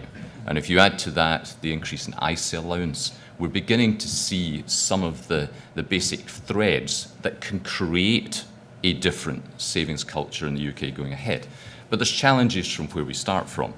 Whether regulation and the actual policy themselves are clear, whether they're joined up, whether there's enough quality provision in the UK marketplace. We should also remember that the UK transitions from being one of the most complex savings regimes that exists on the planet today, whether that's to do with taxation, whether it's to do with insurance law, whether it's to do with pensions law, or you add in regulation on top of that, as well as the legacy that we're dealing with. Because that leads me to the next challenge, which is round about transition. And we've been enough comments round about, what's the length of the savings cycle. And you have to now begin to think in a world where you are dealing with savings cycles that are now going to last 70 to 100 years. And it's quite fascinating that there's been so much debate round about the age 55 at the moment. Now, that's just because of the technicality of the legislation in the UK. But what that probably means is you're 35 years into your savings cycle, you're 35 years to whatever. And a lot of in many ways, where the propositions have been developed today aren't yet recognising a world where what we're just going to do is save and have access. And in many ways, simplify greatly what's required. So in many ways, when you actually look at the title of the presentation it's up for this session, I think really the answer is there in front of us. One thing around about focus on customer. This industry for the last 30, 40 years has been focused on pushing to the customer. And we've heard a lot today, whether it's in various aspects or whether it's institutional business through to retail. We need to very clearly understand what is the need of the customer and to be able to build propositions starting from need backwards. The second thing we need to work on is how are we actually going to build a partnership that can actually develop a long-term solution. Now, I noticed recently in some newspaper column that was referring to my recent announcement and Keith taking over that Keith actually had a sense of humour, which I don't know whether implied I don't have a sense of humour. But I'm going to be really like a dull, broken record at the moment. And Mark Hobanen's the audience. I think I first had a conversation with him round about this about 5 or 6 years ago, which is round about essentially we need to get a long-term savings plan in the UK that starts from government, providers, regulators and customers working together. Why do we need a long-term savings plan? If you start from the basis of actually trying to work out the question, what do customers need? Customers today don't actually understand what they need, particularly against the backdrop of the shift of responsibility that's happening between government to the individual. So if you asked anyone, what do they need in retirement? What do they need to accumulate, not just to generate income for a 30 or 40-year life cycle? What do they need for their long-term care costs? Remember Dillenot and £75,000 of minimum saving level. And what do they need to effectively transition inheritance? Because again, if we all go back to things like the bank of mum and dad, the responsibility that we need to get back to in terms of the intergenerational shift of wealth to be able to actually have sustainable savings building. So if you look at a couple of the policy initiatives in terms of pensions, and although I'll touch more on pension reform, auto-enrolment, in many ways we need to look at auto-enrolment as can we actually shift ourselves back to being a savings culture. The UK 1970s, 1980s was a savings culture. We managed to blow that dramatically in the space of 20 years and become a spending culture. We now have to shift the behaviour of people back. Now, one of the things that's really quite interesting round about, if I look at how Standard Life's business has developed, we used to be very much an exclusive business. We used to deal with people who had money. We've now taken on in the last 2.5 years 650,000 new customers. The vast majority have nothing. And if we think about one thing that auto-enrolment is trying to do, it's about an inclusive regime to savings. And how do you begin to influence people at an early age to begin to appreciate the power of savings? And it's really quite interesting that the government has actually stuck with it, particularly given the economic circumstances we've got at the moment, because one of the things that probably Economics 101 tries to say at the moment is you don't want a lot of savings going on at a time when you're actually trying to drive yourself out of recession. But actually, this is the most important time to do it, because you might actually be able to get a step change in behaviour. You're now seeing 5 million plus extra savers in the UK. The opt-out rates are far lower than those who thought auto-enrolment would be a doomsday, less than 10%. So we are creating people who are saving. And particularly if you're an employer who pays the living wage, as we are, then you're able to put meaningful amounts of money towards people beginning to start. But the big challenge is actually coming in the next 2 years, with auto-enrolment now coming down to the smaller employers. This is where there will be a fundamental difference in the UK. But back to my comment, is there enough quality provision? One of the challenges I set my team was, I want to give auto-enrolment to employers who've got one person. Now, the only way you can do that is being able to develop both technology and propositions that allow packaged services to go across at an affordable cost. If you look at then pension reform at the other end of the spectrum, and I think the most important thing that we should try and do is actually redefine what's going on round about the word access. Because there has to be a way that individuals can access savings during their lifetime. One of the biggest barriers to long-term savings when you think of the pension regime was essentially the locking away of money to age 55. Individuals need to have the capability, subject to certain constraints, because we do require people to build up savings to the long term, to be able to access savings. Now, some of the myths that are going on at the moment, because you would believe that essentially everyone is rushing to the door to buy their Lamborghinis, etc. And I think that was probably one of the most shameful comments I've ever heard in a long period of time, in terms of this space. We've got 560,000 customers greater than age 55, therefore should be essentially thinking about this in the moment. 97% of our customers are doing nothing today because they deep down believe in the benefit of long-term savings and pension and drawdown. The customers we deal with, and we've probably got about 20 to 25% of the industry in terms of the scale of our book, the vast majority of what is going on is smaller pot customers are withdrawing their cash pots. So essentially the vast majority of the money that's leaving Standard Life at the moment is people who have got less than £10,000. So there isn't a large-scale release of money going on. And a lot of what individuals are doing, in some ways, is actually quite sensible things. If you've got a few £100 or a few £1,000 sitting in a pot, and you've got a need, whether it's to pay down debt, or in one of the examples we had, an individual was going to buy an electric wheelchair. These are the right choices to make. David, can I again say one more minute? One more minute. So the things that the industries needs to work on, and work on with government, regulators, and customers. Proposition development, because particularly when you think of this 70-year saving cycle. So again, one of the propositions that we've launched recently is our whole thing round about active retirement.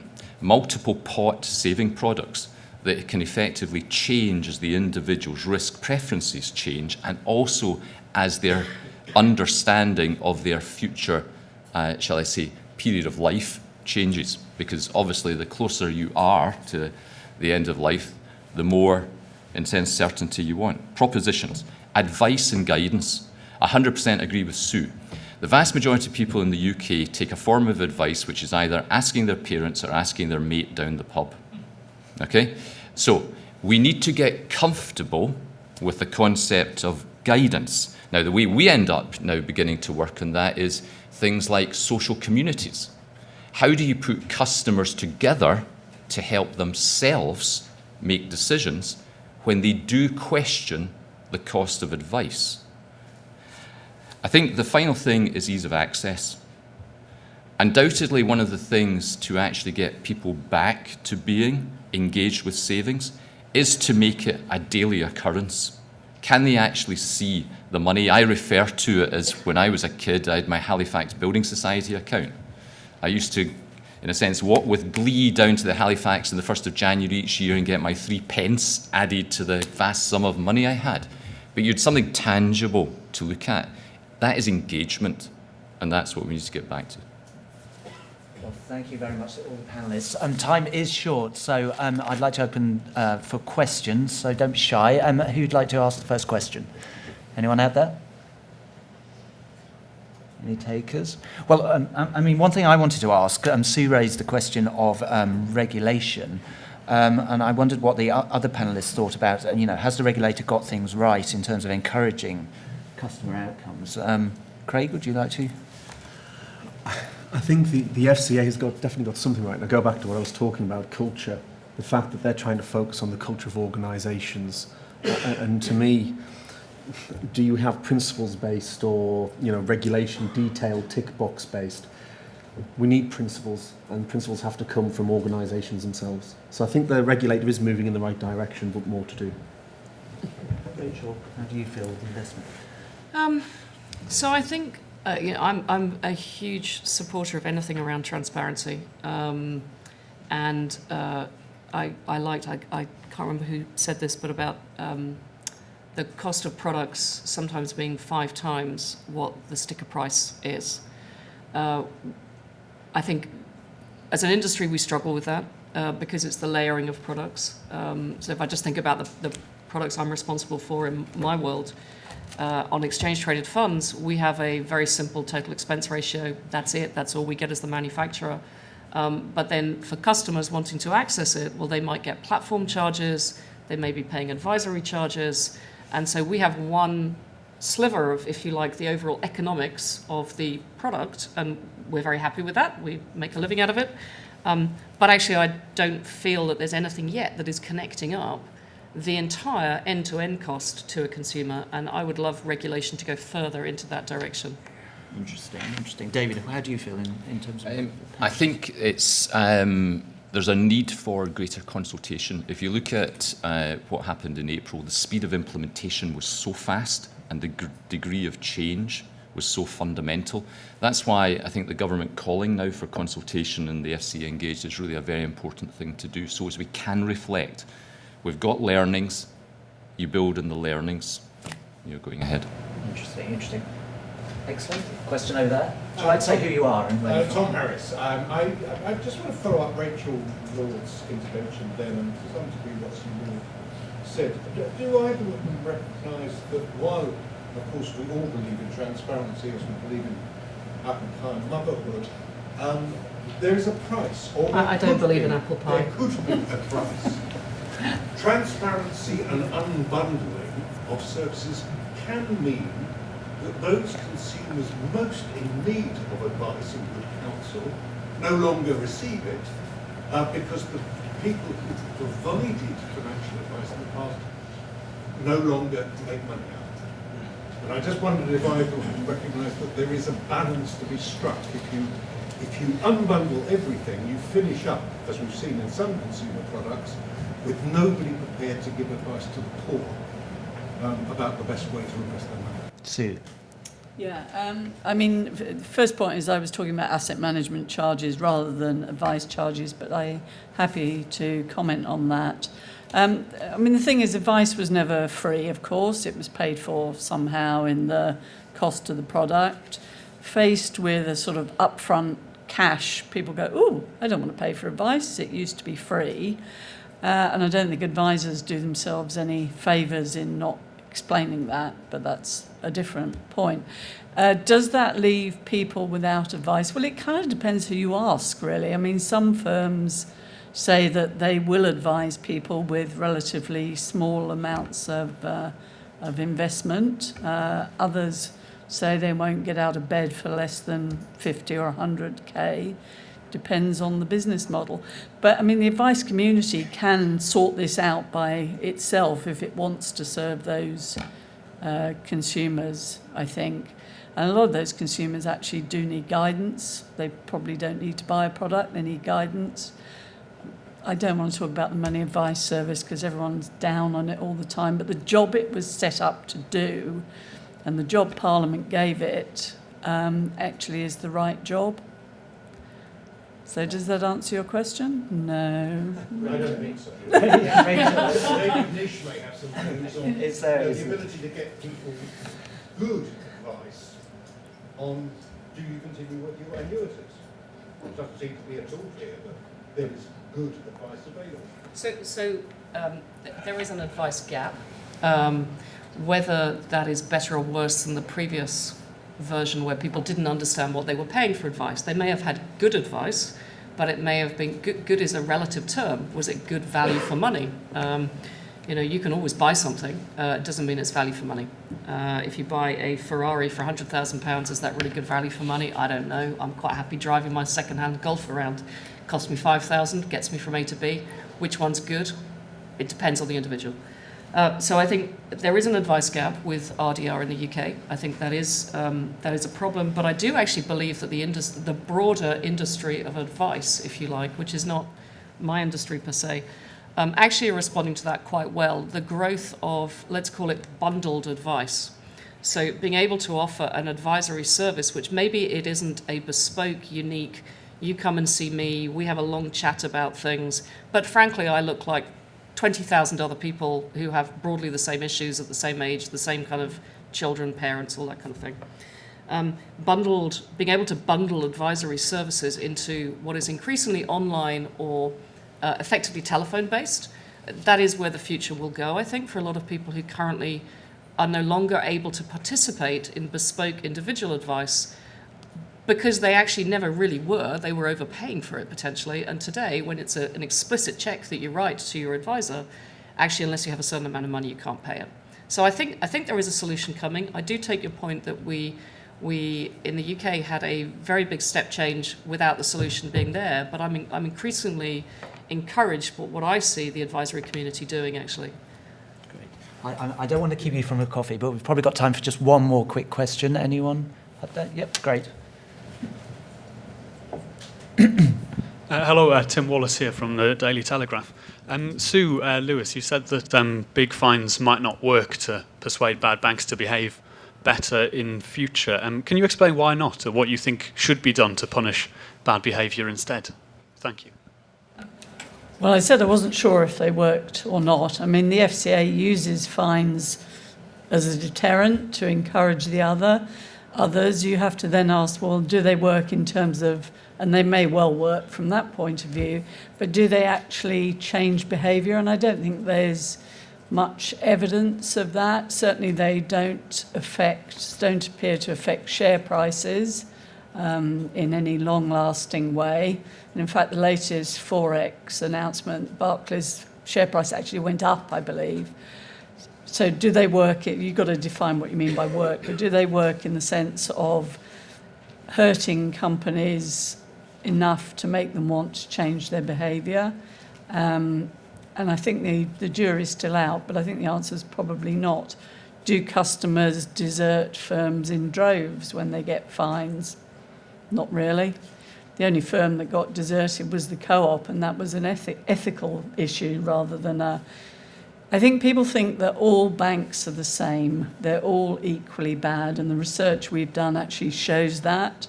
So what consumers would like is something that differentiates behaviour, and then they can start choosing on the basis of behaviour or reputation, and then you might start to see a little bit of movement in the market.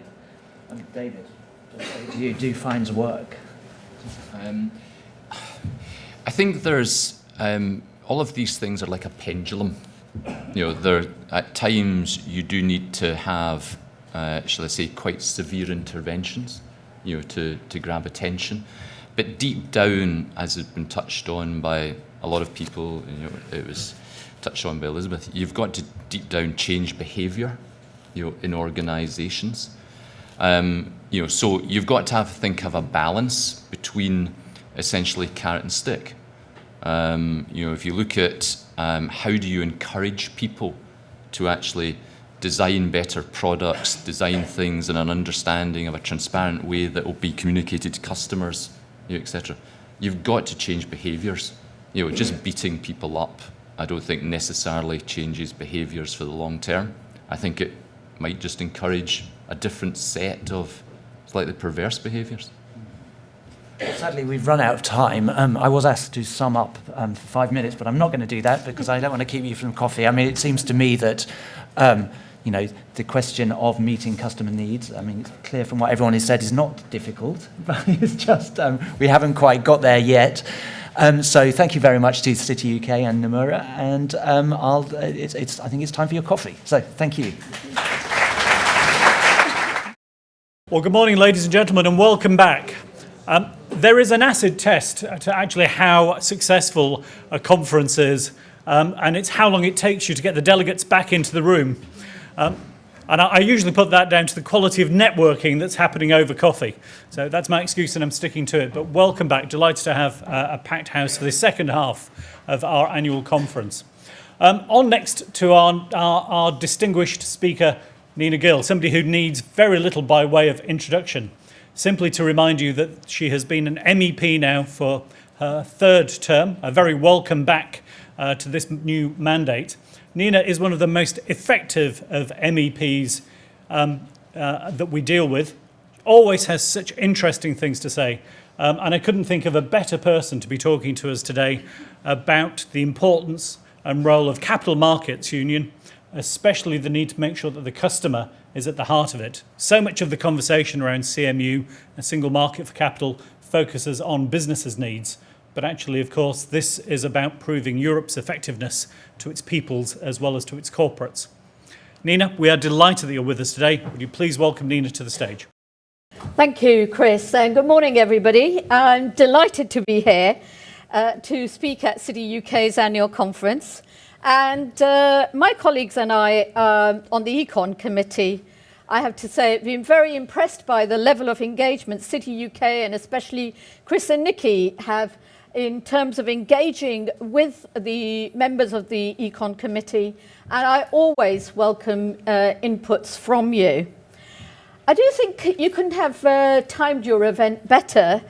It's quite a key day in Eurozone's history, given the things that are happening in terms of Greece. And we're very much in uncharted waters. And clearly, the outcomes of those discussions will have great implications for financial sector as a whole. But moving back to CMU, my focus today really primarily will be on the position of the European Parliament. And really, for the European Parliament, the consumer, the customers, ensuring reducing risk to the investors, but also making sure that the consumer's benefit is the number one priority. And of course, you know, as we speak today, the European Commission is working through nearly 700 responses it received on the Green Paper. And I know that City UK outlined 5 priorities. And I think one of the ones that resonates with me most is how do we encourage member states to eliminate protectionist practices, because that's what's going to give the customer the real benefit. And last week, we adopted an ambitious €315 billion investment plan, which is focused on jobs and growth. This is our number one priority, and CMU is going to be integral to delivering these future aspirations. Next week in Strasbourg, we will vote on the first resolution on CMU. Yet, as I've said, this to me is not about votes in the Parliament and creating dossiers. It is clear in time of slow economic recovery and record levels of unemployment that we need to show that financial services are delivering for the citizens, and we need to address the lack of trust held by consumers and investors of the sector. Now, the CMU as a concept is not really new. It could have been adopted more than 10 years ago. In fact, it is based on one of the most fundamental freedoms of the treaty, the free circulation of capital.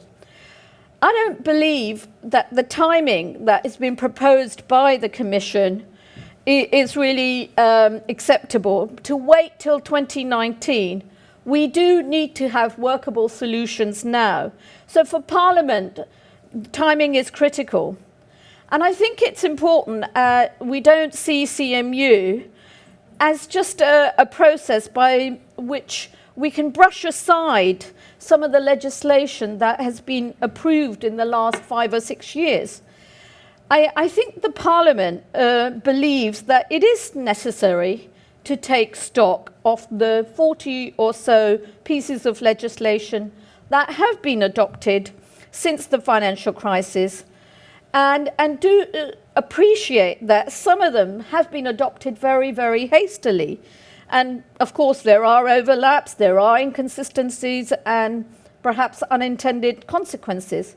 But this will not mean that this entails dropping regulations in totality.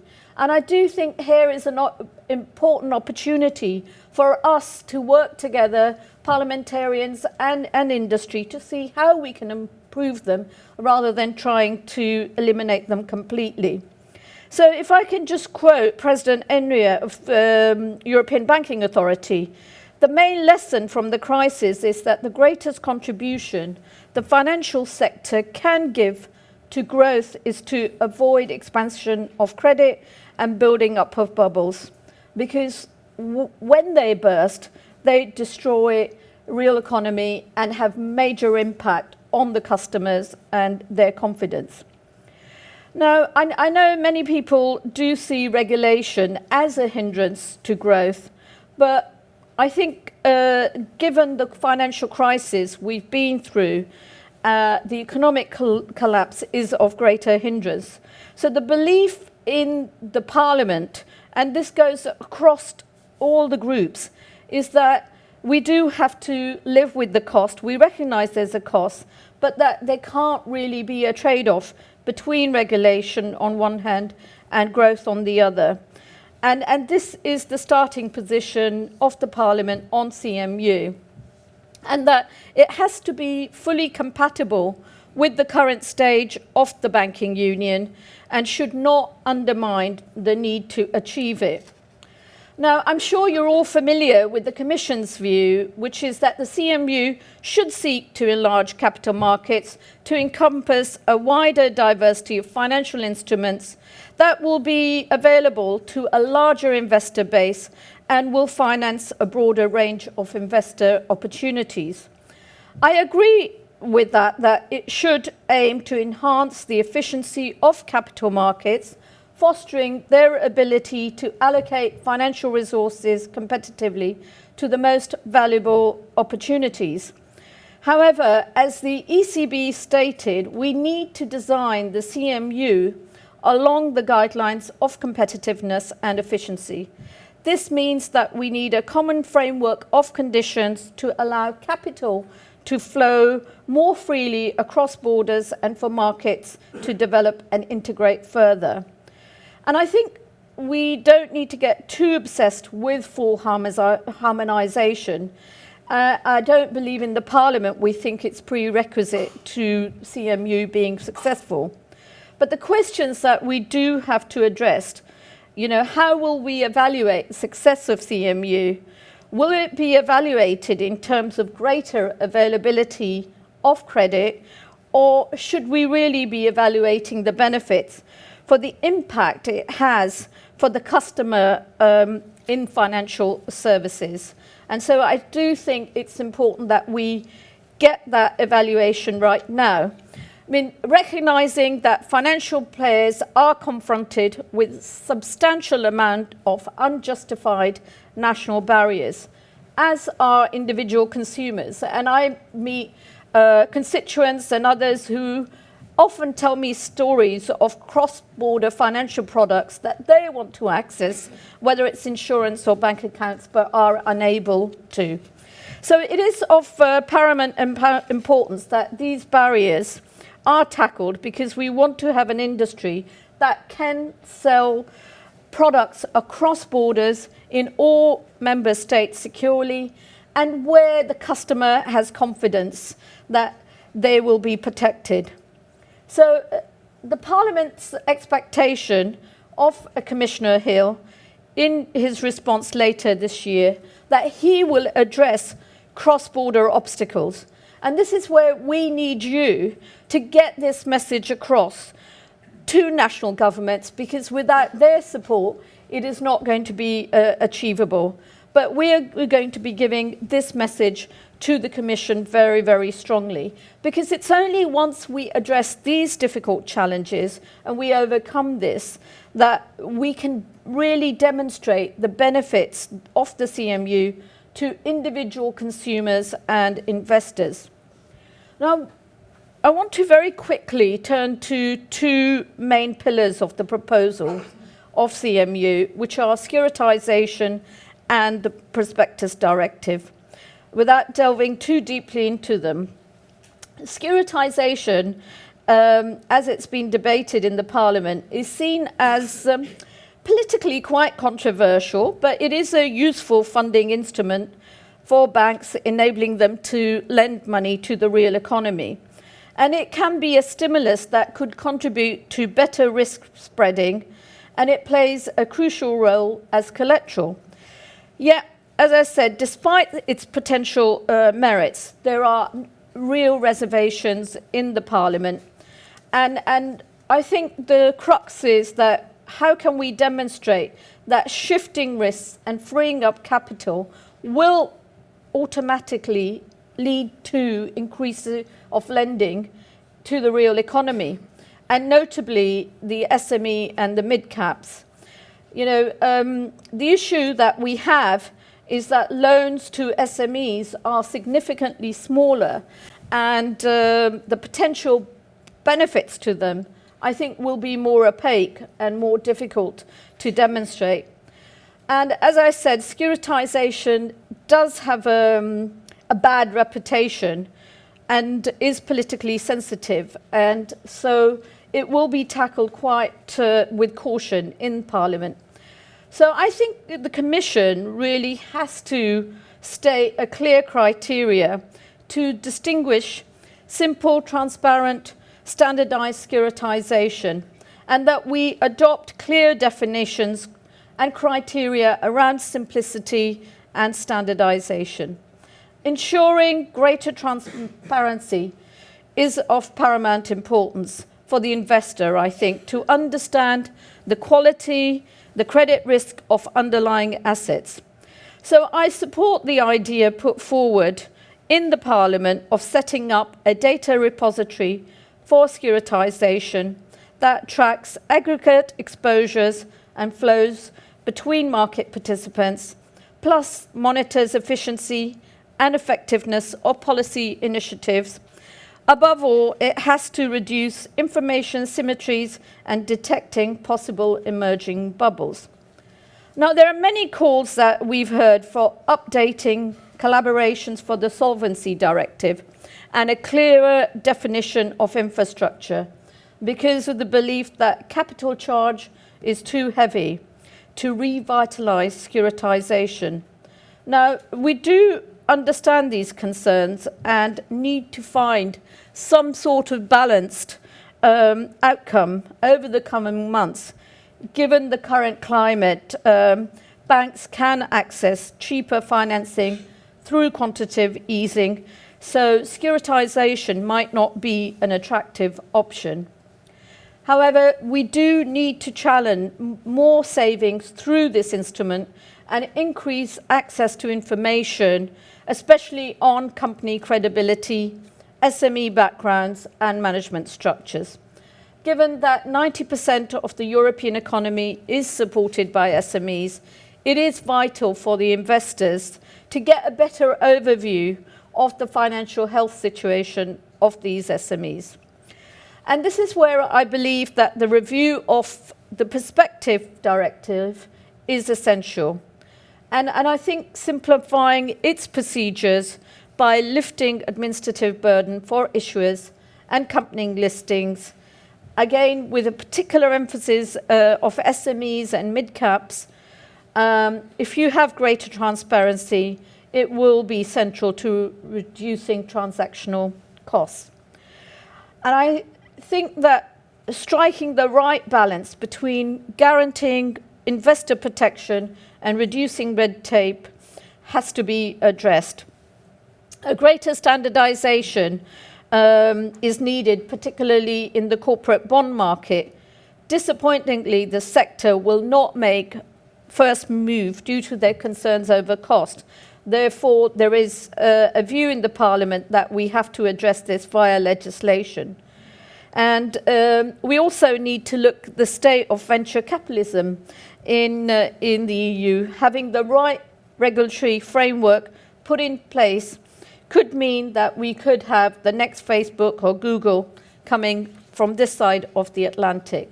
We should also be looking at developing fintech industry.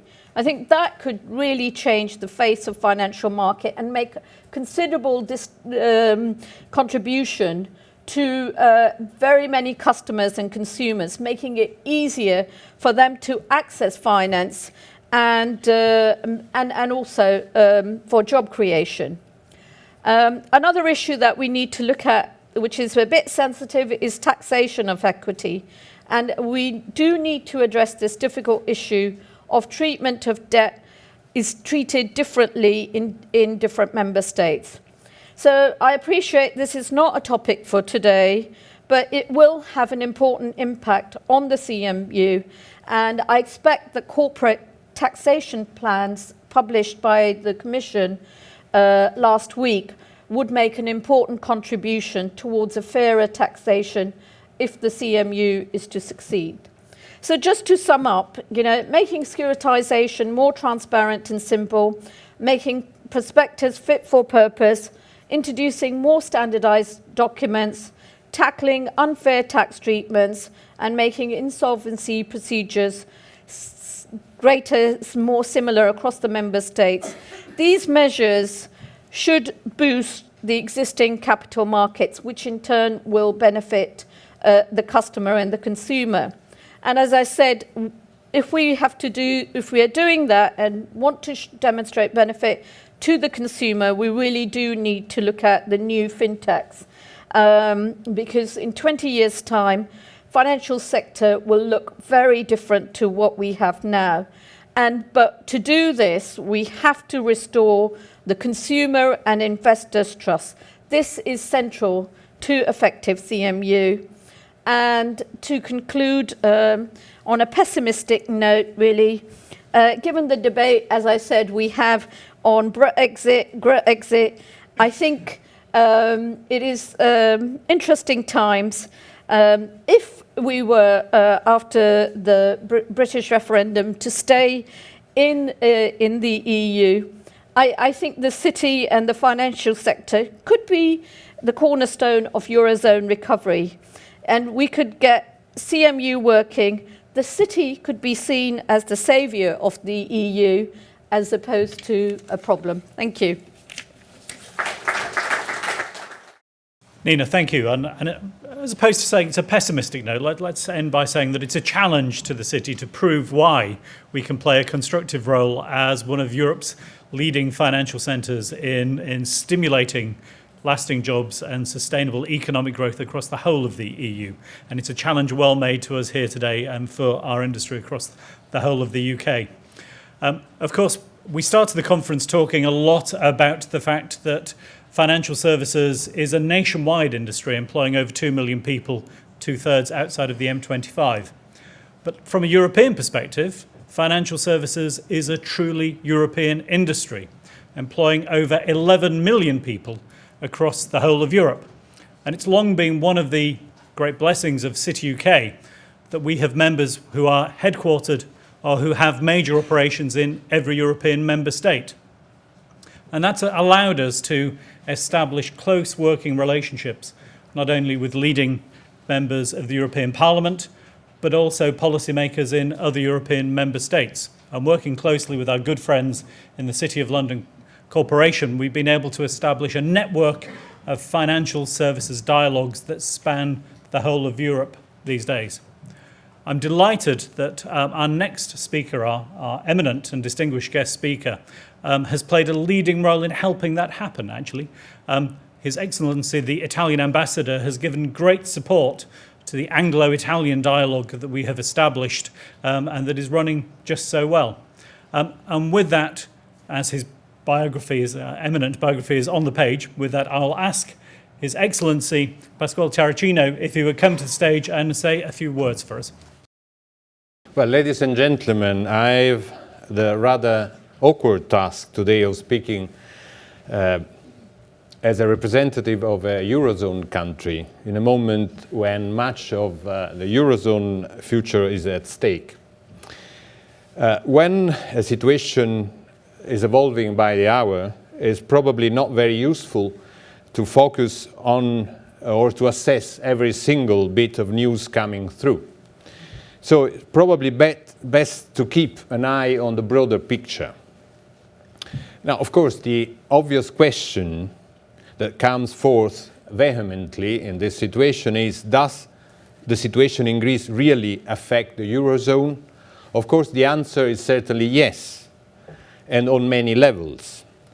The Greek situation is putting into question a process that was conceived and built as irreversible. It is fueling a climate of mistrust among European leaders, nations, stakeholders. Probably the most effective propeller of self-inflicted instability. When we consider the financial stability of the Eurozone, however, the answer has to be different. A lot of ground-based analysis has been produced these days in order to assess how the situation can still be considered manageable. First of all, the potential contagion is limited, and it is limited because Eurozone has now the tools and the capacity to fence the effects of this new crisis, this new potential crisis. We have the EMS, we have the OMTs set up by the ECB, and we have QE. Volatility in the markets, of course, is understandably high. But on the other hand, the markets seem to have taken this volatility into consideration and price it already. Finally, the real game changer for investors, especially in the fixed income market, is not really, I believe, a Greek default or a Eurozone crisis. Rather, it is an exogenous factor in a certain way, and I believe it is the actual timing of the decision by the US Federal Reserve to raise the interest rates. So we can today say reasonably that we have learned the lessons of the sovereign debt crisis in 2011.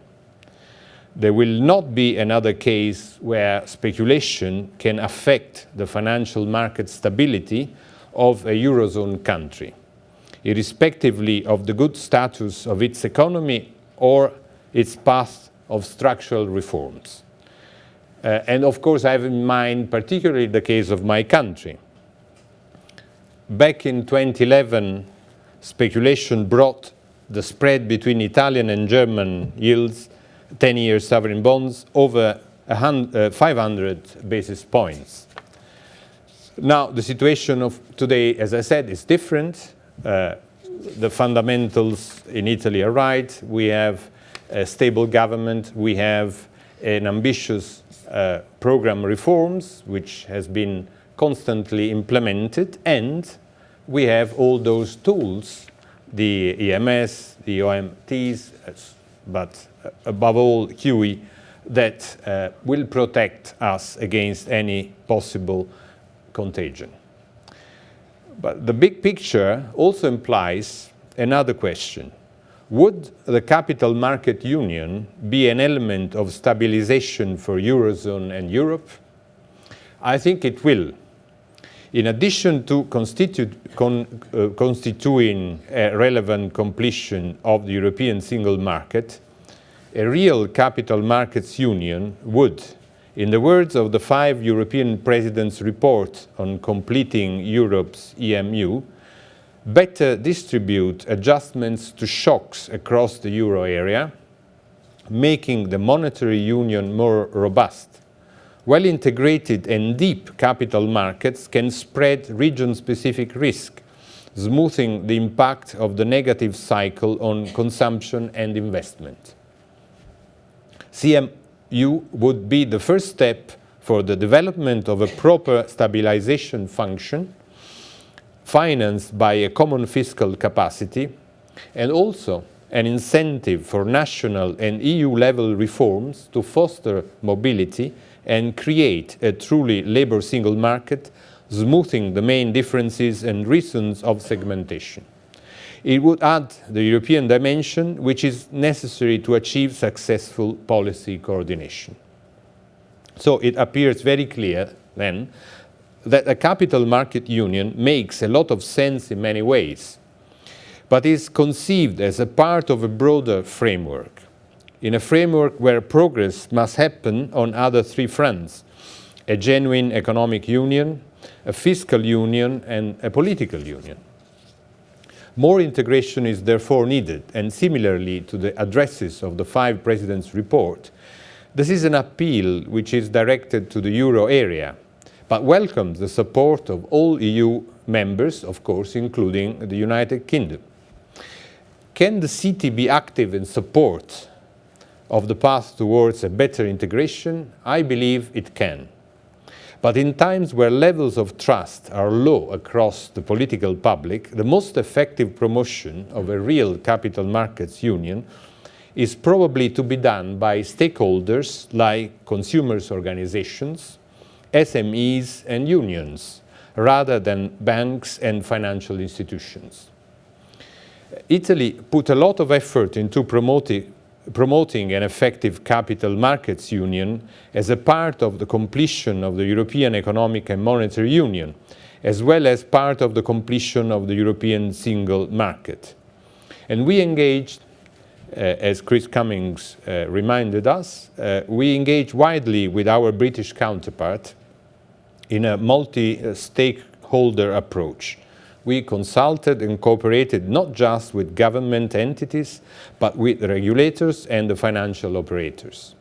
To this purpose, we launched an Anglo-Italian financial dialogue, showing how a large part of the green paper published by the European Commission on building a capital markets union was a priority for both countries and their respective financial industries. We finally invested a lot of political capital in it during the Italian presidency of the European Union in the second half of 2014, not only to shape the content priorities, but also to ensure the new Commission, which was taking shape during our presidency, would focus on this crucial task. And Italy will keep playing its part in this. Our engagement will be better and more effective if supported by other European partners and interested stakeholders.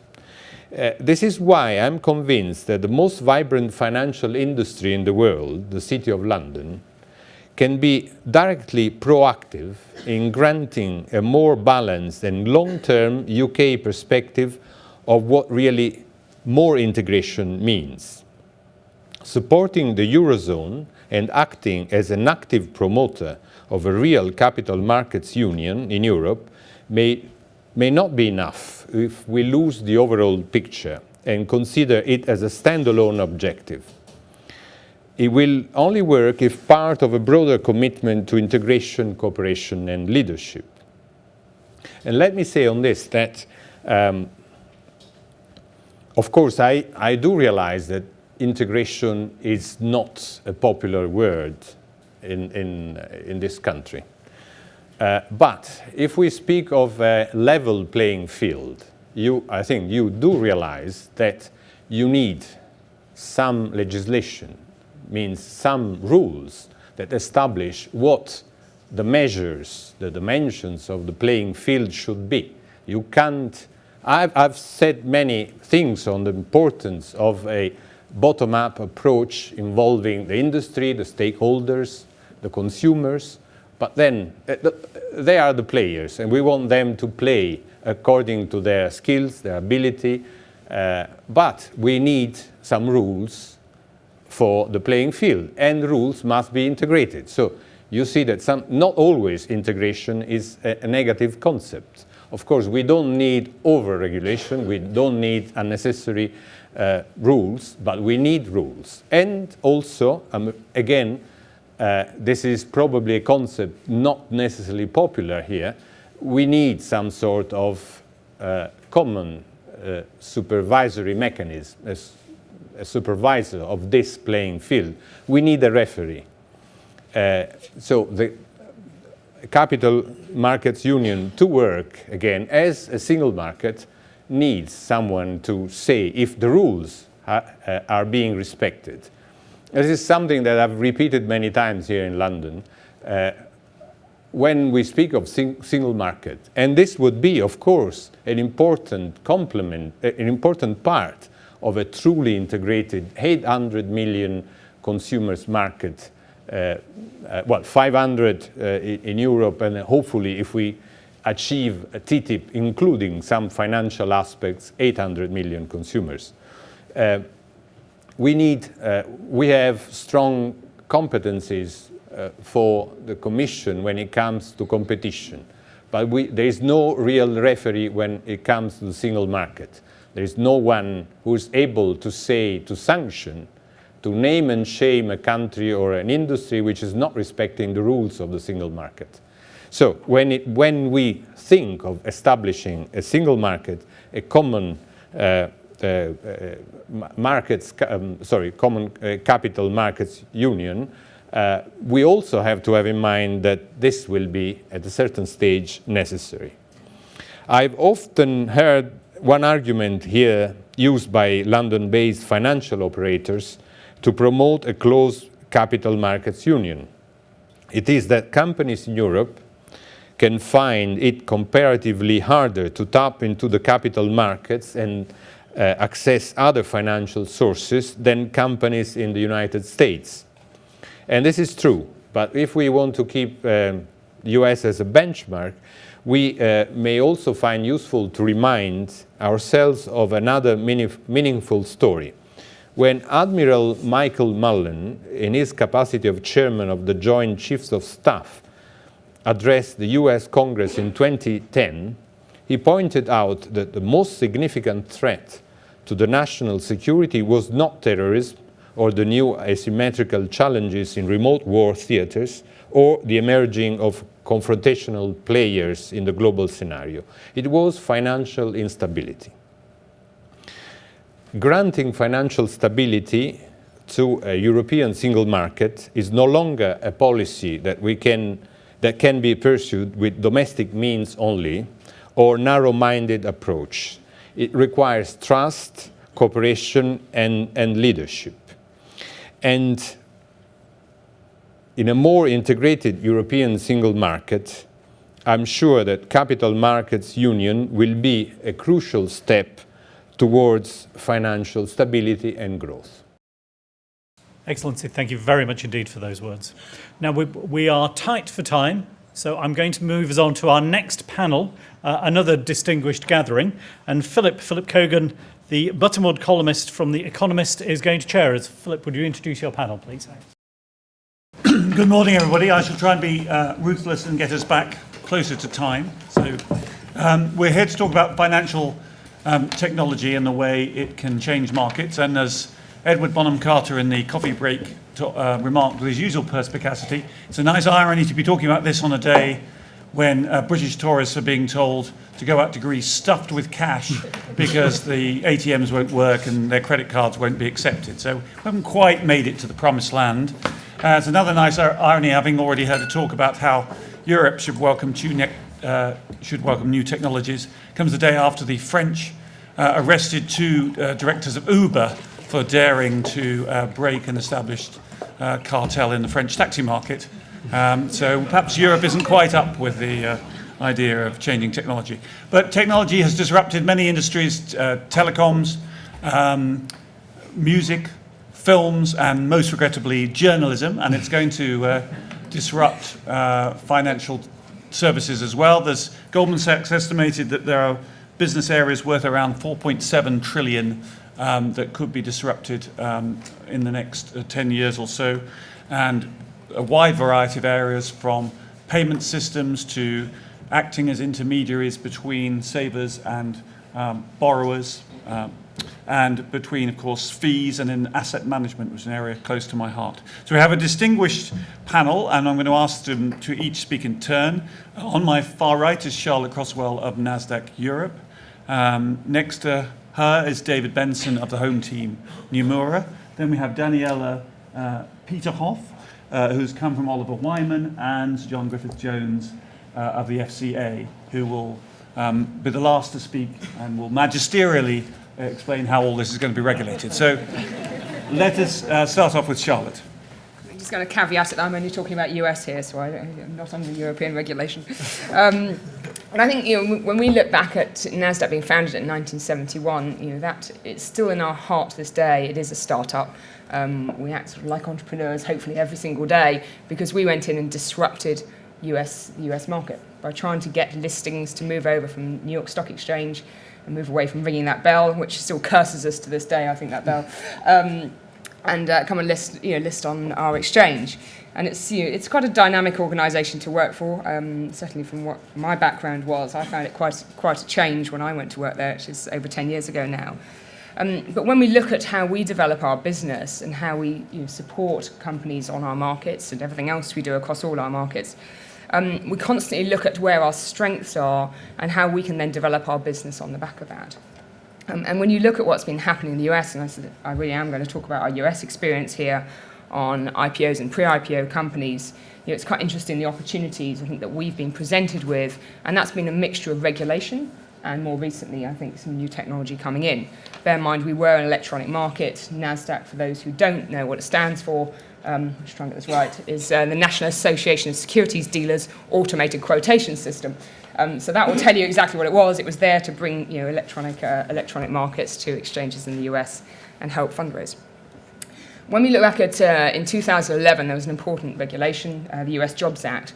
And I think when we've been hearing this morning about SME funding, I think this constantly comes up. It's still an issue in the US. You still hear about companies that have to be a certain level of market valuation before they can go public. And I think this is something that we obviously have to look at and how we can support that every day, as well as obviously the government. But what the Jobs Act did in 2011 is it loosened those regulations a little bit on the small businesses by saying, we're going to lower your obligations from when you have to go onto a public market, when you have to file publicly, and you can stay effectively private and file confidentially more for a longer period. And that was very important for companies who felt that the obligation in the US to go public was quite onerous. The filing was quite onerous by going to the SEC, and so they wanted to stay in that sort of private sector where they could file confidentially for longer. As a result of that, we felt there is opportunities coming out of that. Companies have opted to stay private for longer. Those obligations have been lowered, and we've seen companies, stay private. And we talked about some of these big companies, before Facebook, Google, companies who are a very sizable market valuation before they even went to the public markets, and what we call the unicorns. So if you look at what's happened in the pension funds, we've seen an increased investment going into private companies. So when you look at that, we look to saying, where are the opportunities for us as an exchange? Traditionally, we have a relationship with pre-IPO companies that we're trying to get to go public, because we do have a constant fight on pretty well every listing on which one's going to list on New York Stock Exchange or NASDAQ. But how can we get to them in an earlier stage of their growth and develop that relationship and make it a bit more formal? Generally, we don't tend to go into businesses where we don't have some form of strength. We try to go for something where we do understand the chain of it and then support them through that stage. So when we saw the Jobs Act, we felt there was an opportunity there to do something. And so we launched something called the NASDAQ Private Market. That was actually launched last year in 2014, called the NPM. And what NPM does is it gives private companies the tools and resources to optimize their growth. I think a lot of people would see that maybe as an ability to provide a platform for companies to change their shares around before IPO, and it does do that, but really what it's doing is it's legitimizing some of those processes, some of that governance, and allowing companies to get used to being a public company before they actually have the obligations of being a public company. What it also does is it allows the strategic investments to be secured maybe pre-IPO. So we talk again about the challenges of raising money and funding for SMEs. So it's trying to find a market that will sit there and say, how can we support these companies? The good thing for us is it allows us to have that relationship with them. The good thing for the companies is in many cases they're moving from just having an Excel spreadsheet and wondering who their shareholders are to putting this into some form of public ledger. Obviously, the more control they have around those shares, the greater governance they have. And also it allows them to have some form of equity funding and equity available for their staff, that they can then potentially change their shares as well and have exits when needed. And finally, it allows them to optimize their IPO timing. And this is very important. Obviously, a lot of companies want to go to market at an appropriate time, but sometimes they're forced to go to their IPO a little bit sooner than they wanted because they need that funding available. So we believe that market will allow companies to stay private for longer if needed and then transfer their equity on that market. So when we looked at that, we sat there and said, how do we develop that? And of course, we've got a huge buzzword of blockchain technology or distributed ledgers. And we felt, again, there was the opportunity to expand that private market and then say, let's go down to the blockchain technology and use that to actually legitimize those shares, get that public ledger in place. So lots of announcements coming out from us at the moment. We've probably been one of the few exchanges who's gone quite aggressive on blockchain technology. Still very early days for us, but we said we were going to trial it on that market to say this is a very natural market to go to. It's going from Excel into some form of public ledger, and we will be using the blockchain technology there. We obviously believe there are other opportunities for us in blockchain and distributed ledgers, but that's certainly the first of the ones we're looking at the moment. So in conclusion, what that allows for NASDAQ is not only, as I said, it supports those companies, it allows us to have that relationship with companies at a much earlier stage of growth, and then when they choose to access the public markets, we're hoping that we've actually got that relationship that will allow them, facilitate that, and bring them to market publicly. Thank you, Charlotte. David. Thank you, Chairman. I'd like to focus my remarks on the challenges faced by banks and associated capital markets resulting from disintermediation of credit markets. This increasing level of disintermediation is part of response to much higher regulatory capital requirements, but it's facilitated by technological developments which render legacy systems which support traditional banking structures increasingly uncompetitive. Now, this disruption is happening in both retail and wholesale credit markets. Looking at the wholesale market, the European credit markets have been dominated by banks historically, with the consequence that the capital markets have been underdeveloped in comparison with the United States. Good or a bad thing, we don't know really. But a consequence of this is that ahead of the crisis, the European banks were much more highly levered than US banks, and that the post-crisis adjustment is much slower and much more painful, and the need to accelerate disintermediation through the injection of non-bank capital is much greater. Unfortunately, I'm going to cover some of the ground that Ms. Neem covered earlier.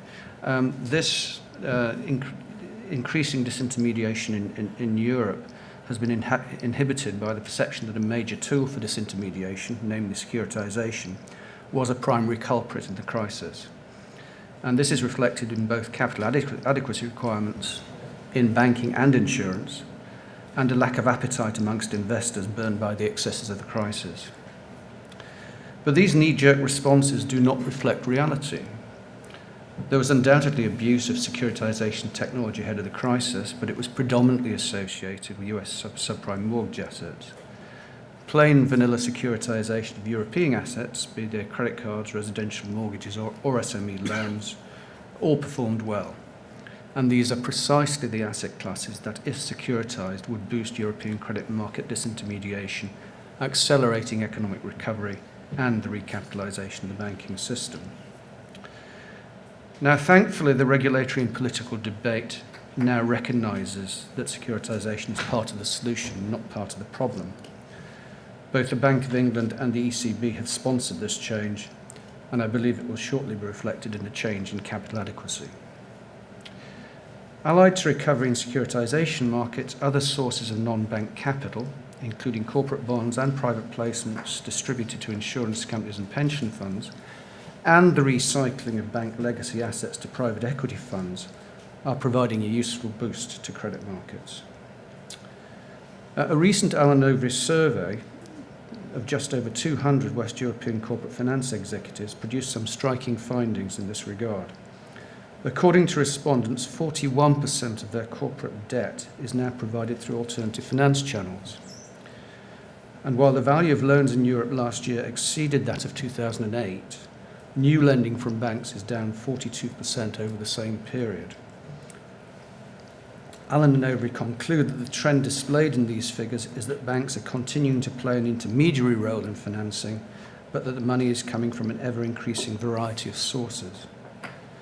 If this is the case, then banks are arguably playing to their strengths by providing credit evaluation, origination, and distribution services. However, while disintermediation shifts activity away from banks to capital markets intermediaries, investment banks have their own challenges in adjusting to the new world. Much higher levels of capital adequacy requirements render traditional bond market making activities much less attractive, and this is causing secondary market liquidity provision to dry up, leading to much higher levels of bond market volatility. If assets are perceived by investors to be more risky, it follows that they will demand higher returns, raising the cost of capital for borrowers. However, thus far, this has not been reflected in new issue costs, as easy monetary conditions and the associated hunt for yield have compensated. It may be that adoption in bond markets of electronic trading platforms which prevail in equity markets will substitute for investment bank liquidity provision. But these platforms have been around for many years and as yet have not been a panacea. In this context, it's instructive to compare characteristics of the two markets. Equity markets are characterized by very large pools of homogeneous securities and large populations of heterogeneous investors, which lends itself to an agency clearing model. By contrast, bond markets are characterized by small pools of homogeneous securities. Bond issues are much smaller than equity issues, and small pools of homogeneous investors who all tend to be the same way, or certainly will be when they see that fund manager X wants to sell 25% of an issue. And that's probably why electronic platforms in bond markets have thus far not taken off. Reflecting these issues, there's been a call from buy-side managers for large benchmark corporate issues, which would create the liquidity they desire. But this fails to recognise the needs of corporate issuers who use bond markets not just as a source of capital, but also as a source of liquidity, for which a wide range of maturities is appropriate. I'd like quickly to look at retail credit market disruption in the form of peer-to-peer platforms. Peer-to-peer lending obviously owes its success to disruptive technology. Whether it grows to become a substantial force is yet to be seen. Most peer-to-peer platforms remain loss-making, and lending activity is tiny in relation to bank balance sheets. By operating on a greenfield platform, a P2P lender can eliminate legacy costs. Sensibly constructed, they have the opportunity to significantly undercut banks carrying heavy layers of bureaucracy and legacy technology. On the right scale, a capital-light challenger bank is economic at a 1% net interest margin. For conventional banks burdened by inefficient systems and heavy layers of bureaucracy, the economically viable net interest margin is closer to 3%. The question now is how much of that 2% cost difference is reflective of genuinely added value bank activity, let's call it credit analysis, and how much is waste in the form of legacy systems and bureaucracy, which may be supported whilst economic rent persists, which must be eradicated as barriers to entry are lowered by technology. Now, P2P lenders can perform technologically advanced quantitative credit analysis, but they cannot perform the judgmental credit risk analysis in which real banks specialise. Now, I would argue that this makes P2P platforms prone to adverse selection. Having said that, there is as yet no indication that's the case. Finally, if you think about the two competencies, key competencies in which banks must excel if they are to prosper in the new world, I'd say they're credit analysis, including risk management, and technology. Historical extrapolation does not lead to a happy outcome. Thank you very much indeed. I was just reflecting on our recent survey where we talked to a lot of the Silicon Valley people about credit analysis, that one of them, I was just trying to find the quote, regarded the bank manager assessing the creditworthiness of a borrower in a face-to-face value meeting as the equivalent of voodoo. They're much more believers in big data and credit analysis. Daniela, you have a good 360 view of all this. What do you think? Yeah, exactly. I mean, basically, I'm going to focus my remarks on the opportunities and challenges coming out of the digital technologies for the CMU. And also the next wave of fintech, so fintech 2.0, which is essentially also the title of a paper which we published just a few weeks ago. When it comes to opportunities and challenges for the CMU, essentially digital technology has already transformed multiple industries. We all know the story of the Blockbusters and the Borders branches that got closed down, so I don't think I need to dwell in a lot of detail around that. But one of the key elements of the CMU is to try to bring data around SMEs together beyond the national level. And cross-border is going to be very hard to achieve given different standard setting, etc. But we believe one of the key benefits of digital technology could actually be to bring these elements together. So on the one hand, it could deal with the transmission of data more easily, enabling a verification of data, retrieving. As we have seen, for instance, in the African market where telecom payments are being handled between the banked and the non-banked parts of the population. So essentially there's a seamless transfer that has been achieved there, where we see a parallel to the CMU and digital technologies. There's also, from our perspective, a huge opportunity to either build a central repository for data related to SMEs that could be consolidated in conjunction with the CMU, or SMEs going one step beyond that could actually be enabled to submit data into a digital repository, which would then, again, provide an incentive on the one hand to hand in robust data, but also significantly broaden the universe of accessible investors and essentially the fungibility of that particular market. So that's certainly an area where, and it comes a little bit back actually to what you outlined, Charlotte, that there are areas here where pre-IPO or less transparent markets can be made far more transparent using digital technologies. So there's certainly a wave of innovation to come here from our perspective. Beyond that, when it comes to the FinTech 2.0, what we mean by that is essentially that technology innovation has picked up in pace over the last year and a half, so that's a fact. We think it has improved access to data. It has also been exacerbated by social networks and other media that further facilitate that, but thereby it has also created new revenue opportunities. And we do believe that it has also reduced barriers to entry, which we can see from some discussions in this space actually questioning the exact role of the banks, given the possibility for startups to position in this space.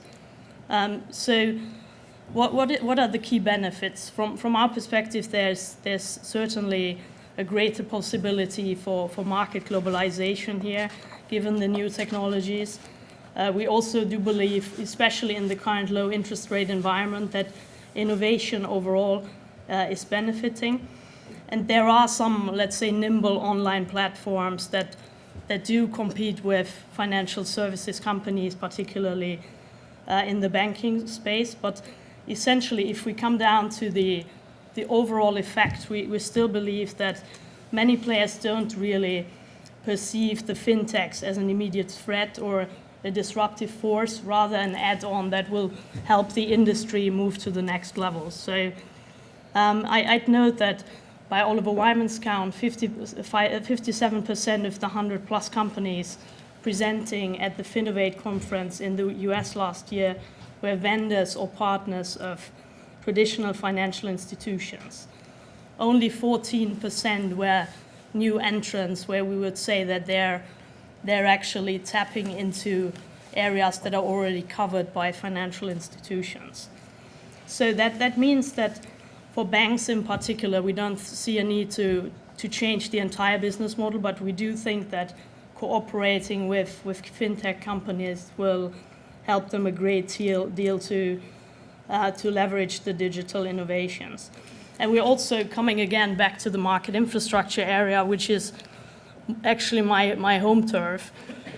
We do think that there's a distributed ledger technology that can be leveraged across the whole value chain, including the clearing houses, which should be looked into by exchanges.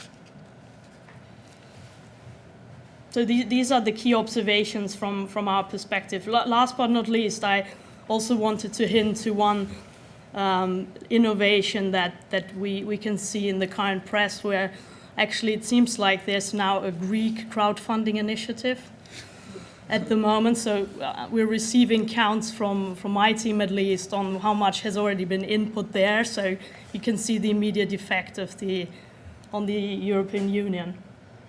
Thank you very much. See if they can raise the 1.6 billion that's due by... luckily today we have an extra second, which will just give that time. John. So this topic is probably much more central to the regulator than you might at first glance think, not least because our overriding objective is actually to ensure the markets work well. And you cannot be technology blind and at the same time ensure markets work well. The best you'll achieve perhaps is stopping them working badly, which is not enough in terms of what's expected of us.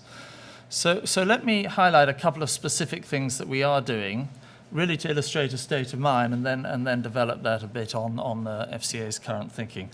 The two specifics is that the word innovate has crept into the regulatory parlance. First one is Project Innovate itself.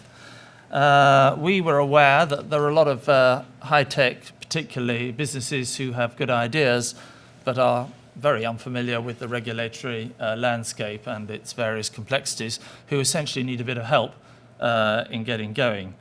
So we have set up a dedicated team. We've had roughly 200 people apply for a bit of help, and we've helped, I think, just under half of them, about 40%.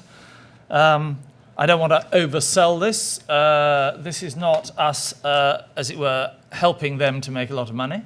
It is us helping them through the regulatory procedure. So the quality of their idea has to stand or fall on its own merits and its applicability or commercial benefits have to make their own case. But I wouldn't like us to be seen as it were, a barrier to entry in our own right. It's dealt primarily with small applicants so far, which is sort of probably as expected, but I am actually intrigued by big ideas or big people, because at the end of the day, if you want benefit for consumers, if it comes from large established players, it will get there much quicker than if it comes from startups. But the doors are open to all concerned. I think it's a sort of interesting state of mind, to be honest, a reflection on ourselves, sort of putting the regulator in the can-do space as opposed to can't-do space is just interesting. The second area where the word innovation actually comes into our ambit is through our new subsidiary, the Payment Systems Regulator, which actually has as one of its statutory objectives, quote, to promote the development of and innovation in payment systems. I hasten to add this needs to be read in conjunction with one of its sister objectives, which is to promote interests of all businesses and the consumers who use them. So again, this is not a sort of support of the get-rich-quick battalions. This is innovation in the interests of the public at large, the sort of utility aspect of payment systems, as you would no doubt expect. But it is very topical, and it's particularly topical around challenger banks. This is, of course, in the retail space, and not only challenger banks, but challenger IT institutions who are either threatening to or already in part of the payments chain. It's very, very important that we have open access to the systems that we have transparent governance around the systems that people have to use to participate in the payment systems chain.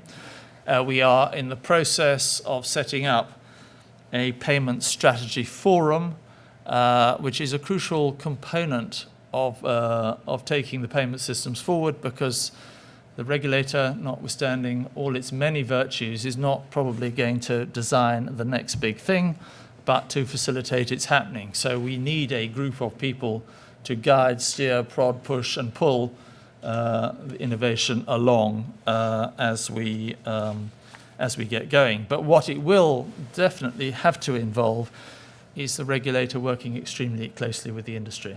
There's much talk in amongst payments experts about competition versus collaboration, but this is a classic utility with externality benefits. And although you wouldn't, and I wouldn't want to suggest that it all has to be done a single way, there are areas where collaboration is really very important. So those are the two specifics. But I think I just want to take this opportunity to show a sort of change of mind at the FCA, not just around technology narrowly, but around keeping up with developments and in the spirit of making the markets work well. First point to make is we've worked out that we would much rather be proactive than reactive, that either making sure things go right or preventing things going wrong before they happen is a much better state of mind than coming along and sorting out the mess and the problems afterwards. Secondly, we have evolved our own strategy. We have become much more outward-looking and listening than I think we have been in the past. Why? Because there's so much more to learn, and there's so much faster movement that you can't regulate from 25 North Colonnade in splendid isolation. We want to become much more industry-focused. We are much more interested in sector-based approach to the market and understanding sectors much better. We have talked about writing what are called house views internally, but essentially developing our view of each sector. We have divided our supervision capacity into two parts. One is primarily retail, the other is primarily wholesale. This was partly in response to the sheer size of the job, partly to ensure that we have a really good understanding of both parts of the markets that we regulate. On innovation in that regard, I think on the wholesale side, the vast majority of it will be working with Europe. Most of the regulation, or in fact almost all of the regulation in the wholesale markets now comes through the European network. So in our case, that's working very closely and participating in ESMA, and then inputting to the Commission directly on what could or could not be achieved through Capital Markets Union. And I think it's fair to say our views are sought. I'm not saying they're right, but they're certainly influential given the size of capital markets in the UK.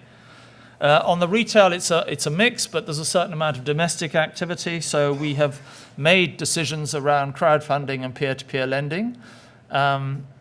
People argue about whether we've gone too far or not far enough. I think that's exactly the state of regulating an innovative product, and that probably if I'm found somewhere in the middle, I think I've more likely to have got it right than if I'm at one extreme end or indeed at the other. But there's no guarantee.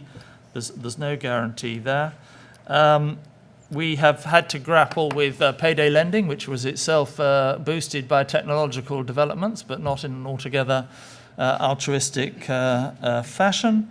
And we are right now faced, or at least the industry is faced, with the pensions revolution, which, whilst not technological in its own right, cries out for technological solutions to helping the retailer, or the consumer rather, make what are actually some more complicated decisions than you have hitherto been entitled to take. So innovation is right there.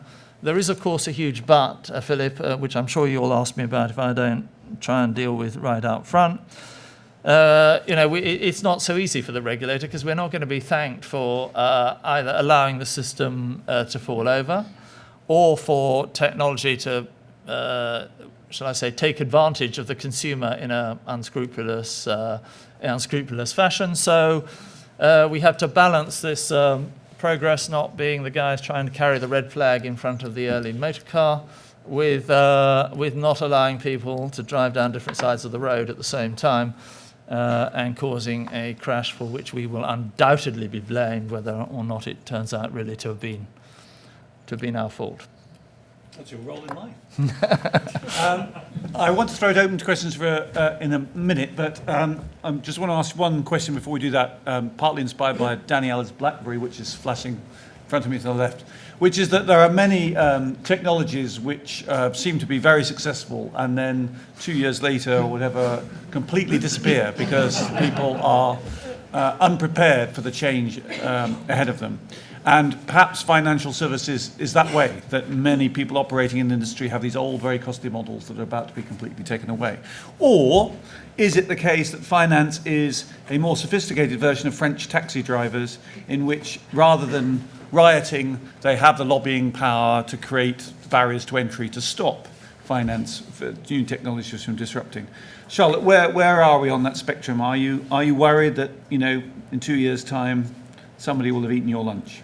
I mean, I think, hopefully not in 2 years' time, but I think, you know, certainly if you look at the speed of technological change we've seen over the last few years compared to even the 20 before that, you have to believe there's going to be more disruptive technologies that are going to disrupt those traditional businesses.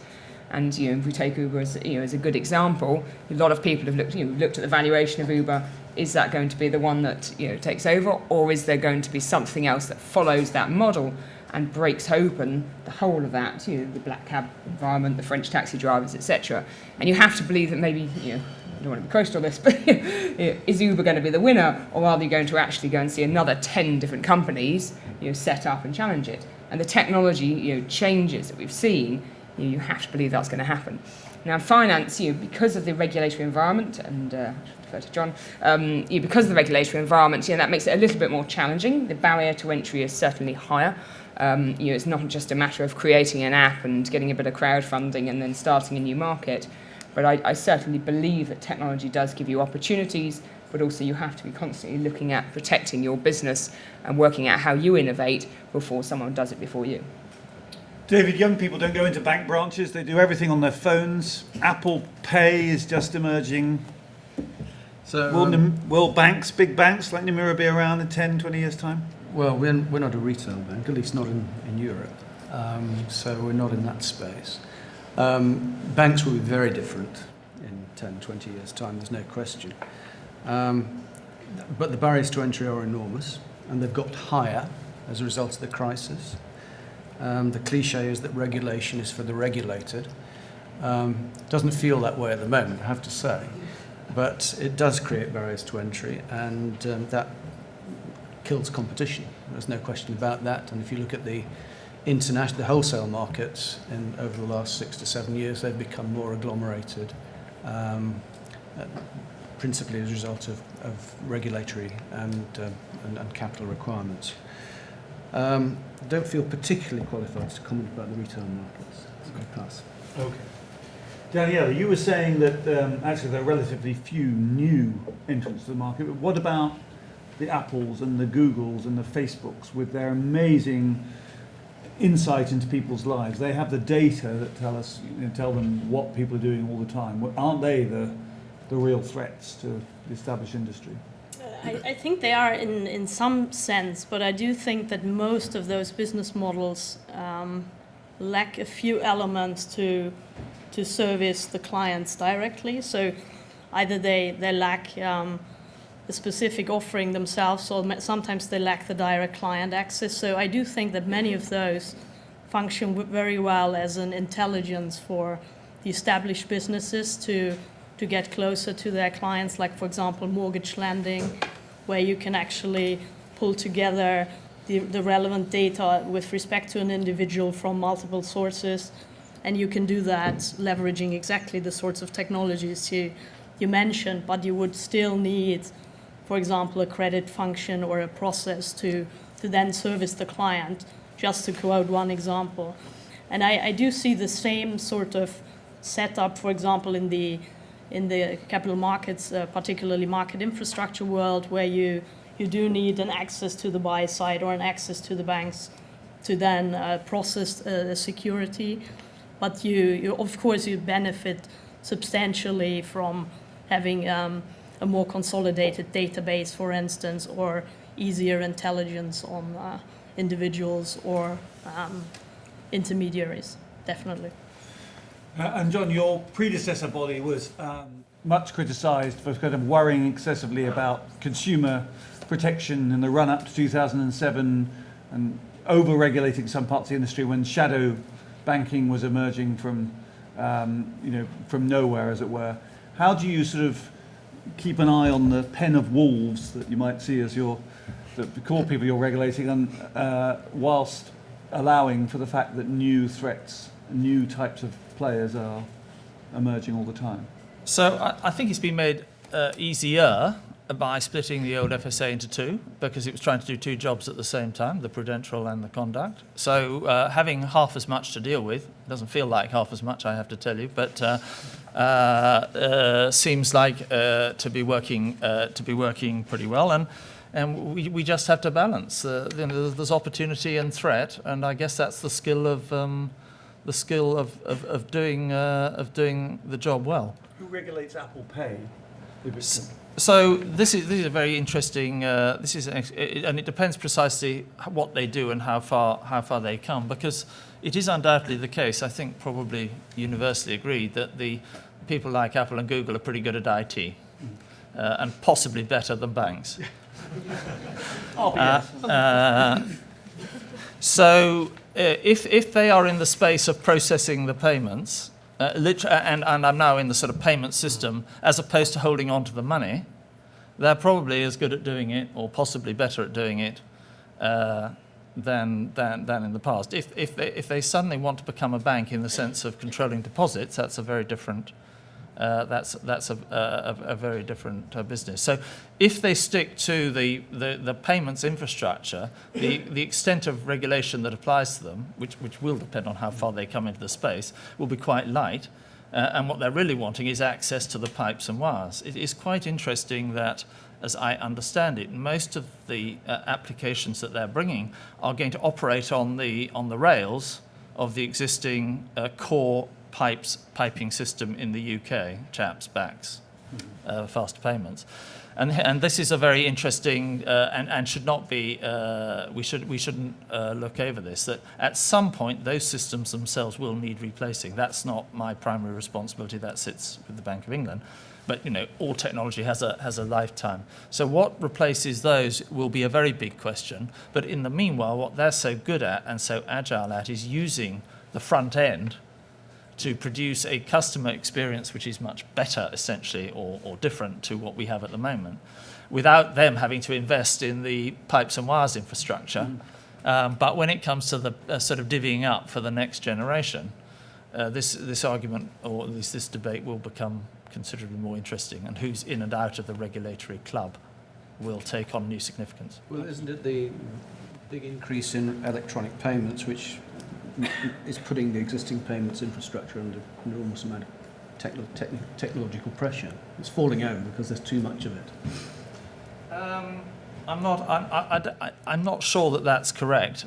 I'm not qualified to give a precise answer to that. I think that the real issue with it is its age, and the fact that, not surprisingly, the consumer wants 24/7 continuity of service.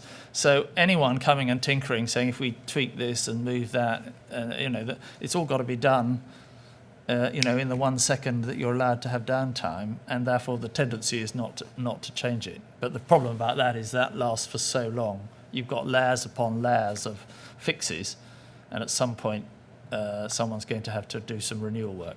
This extra second is an interesting technological challenge tonight, funnily enough, because I think the last time it happened, Qantas's booking system completely collapsed, so we'll see. Anyway, questions from the audience. Yes, sir. Thank you. I'm Henry Nearison from the York Building Society, so a challenger bank that is owned by private investors but owned by its members. My question was really about payments infrastructure, so it's following on from that debate, where we are one of the institutions in the retail space who whatever our aspirations, and we do have them to innovate in terms of a very much more modern and technologically progressive offer to customers. It is that lack of direct access to that sort of private members club, and I think that's the best way to describe the payments infrastructure as it is traditionally operated.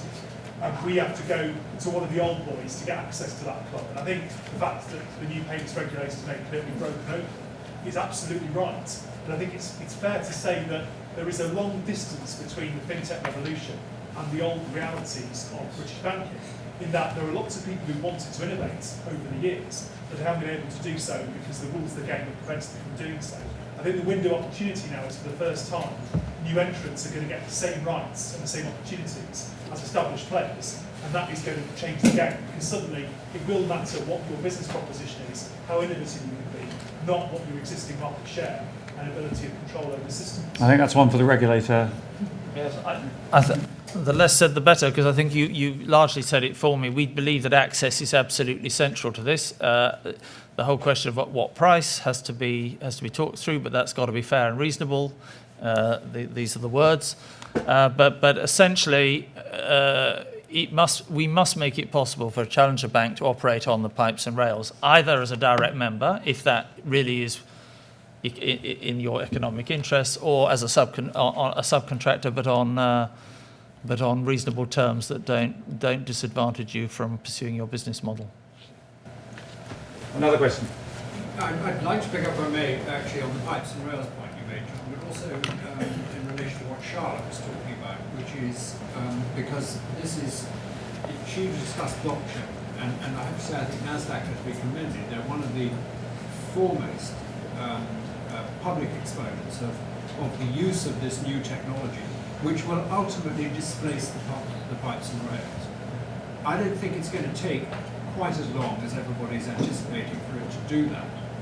And one of the things we appear to be missing, and I've worked for banks, so I come up against this rather more frequently now, is the ability to incubate in a quarantined way some of this stuff.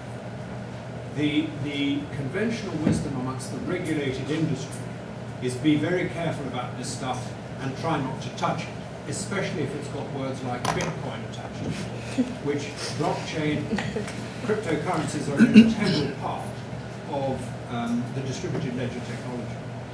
So the inclination is very robust for all the regulated industry to put up their hands and resist.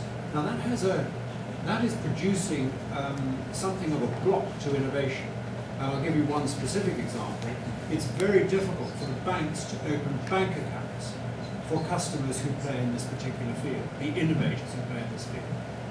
What we need, and I would really welcome your thoughts actually, is some form of a quarantined clinical trial methodology which the pharmaceutical industry uses, whereby nothing can get out of control, but it equally fosters innovation and encouragement. I think it could be done with the regulator, the government, and the private sector working together to help take this thing forward. Charlotte, as you got praised, maybe you just want to comment on that? Take all of that from me. No, and I think it's rare, when we've looked at it, it's rare that you see a new technology come along which could potentially have the capability of changing the structure so much. And I think that's what we find so exciting. And I must admit, I've spent hours and hours, it took me a long time to get my head around the technology. And I met a lot of people and talked about it and spent a good part of my 8 hours to New York also looking at it. And I think once you get it, it's actually quite simple. But I think, as you say, that a lot of people get caught up in Bitcoin and then they hear this blockchain and then they actually say it's a distributed ledger. And if people started calling it distributed ledger, it'd probably be a little less sexy than blockchain and Bitcoin, but people may get a little bit more comfortable around it. So I think we believe it's a huge ability to change it. We're taking it slowly. We're not going to sit there and put it in our public markets at the moment. But certainly, as I said, never before have you seen something that could so radicalise so many parts of the chain in a very secure way. But I think people have to get comfortable, as you say, with some of the terminology, and maybe that sort of initial startup of the Bitcoin piece has scared a few people off. I don't think that's going to take very long. If you look now, you don't really hear about Bitcoin anymore. You hear about blockchain all the time. And so I think it won't take long, but I think the way it started maybe didn't help itself, but I think it's going to change quite rapidly. Well, the Bank of England certainly sort of given its imprimatur to blockchain. Daniela, you wanted to give an example? Yeah, I just wanted to quote two use cases essentially. So the one is actually one European market which is currently looking into this quite in detail from a payments angle, where the feedback we're getting is essentially that the banks are telling the technology innovator to go and talk to the market infrastructure about it, given the proximity to the processing, exactly as you pointed out. So we think that actually in that market there would be a case to outline how those three parties can work together to make it work, and also to show the effect in terms of savings on the overall industry. So that could be a very good starting point then also for broader adoption in the security space, would be my view. Time for one last incisive question from... yes. I was really looking for some sort of a response from the Okay. I thought for one moment I had escaped. I'm sorry. No, look. It is absolutely the case that with something as fundamentally different as this, there would have to be a controlled trials involving many participants, including ourselves, but most essentially the bank and the industry. So I guess this will be a continuum as the I say pressure, but constructively as the capability is more accepted. I'm sure we will move to that phase at an appropriate time, because that's the logic. I guess that what we're talking about here, though, is replacing the entire system, and blockchain is the technology of the moment. But to the question of is this the 2-year wonder, and blockchain 2 comes along behind it, which is actually better. This would be such a big decision that I think it will be it will take a while to take, and it will merit having a while to take, and rival technologies being considered if there are any, before one just says this is a good idea. Let's adopt that. Can I just on that though one other small note of caution: the whole question of security, not just the security of if my debit is your credit, but the whole money laundering and terrorist thing is a complication. We all know it's a complication. There are no easy answers. But if you deprive everybody of the ability to look and see what's going on, then you've done just that. Yes. And that's a factor that's going to feature in this debate. That's why some people like Bitcoin, after all. Edward. Paul Volcker, the chairman of the Fed many years ago, said that the best example of financial innovation he could think of was the ATM. Would the panel like to think of a better example in the last 20 years that have benefited the consumer, and put their crystal ball hats on, and in 10 years' time, what is going to be the best financial innovation to benefit the consumer, not the industry? Right. And Philip, you're welcome to that. Quick answer, please. Everybody wants their coffee. Charlotte. The ability not to go to an ATM. Oh. Because you just use your phone to pay for everything. Yes. David. Pass. Must be the phone or the iPad. So. The phone, not the iPad, for payments. For everything. Yeah. Okay. So the best recent one is faster payments. I mean, it is a sheer joy compared with writing out checks and sticking stamps on envelopes. This is a technological advance of considerable benefit. I think my panel members are very yesterday. I don't think we'll be having phones in 10 years' time. I think some sort of airy wave of the hand signifying an approval to pay the bill is probably some sort of hand recognition technology would be where we're headed. Well, that's great. Thank you very much to everybody on the panel. Perhaps you can show your appreciation, and then it will be coffee outside. Well, good afternoon, ladies and gentlemen, and welcome back to the third and most interesting, always save the best till last, most interesting session of the afternoon, so raise expectations. We have two keynote speeches for you in the closing session of our annual conference. The first one from Lord Hill, Commissioner Hill, who will speak to us on his view of European reform and Capital Markets Union. And then a word from Sir Jerry Grimstone, the inspirational chairman of TheCityUK, who will be talking to us about the launch of our new EU reform report. But first, it's my pleasure, my delight to be able to introduce Lord Hill. Lord Hill has taken over as the EU Commissioner for Financial Services in 2014. And Lord Hill, we are delighted to welcome you to the platform today. And it's a huge pleasure for me to be here at the annual conference of an organisation that does so much to champion the UK's financial services industry.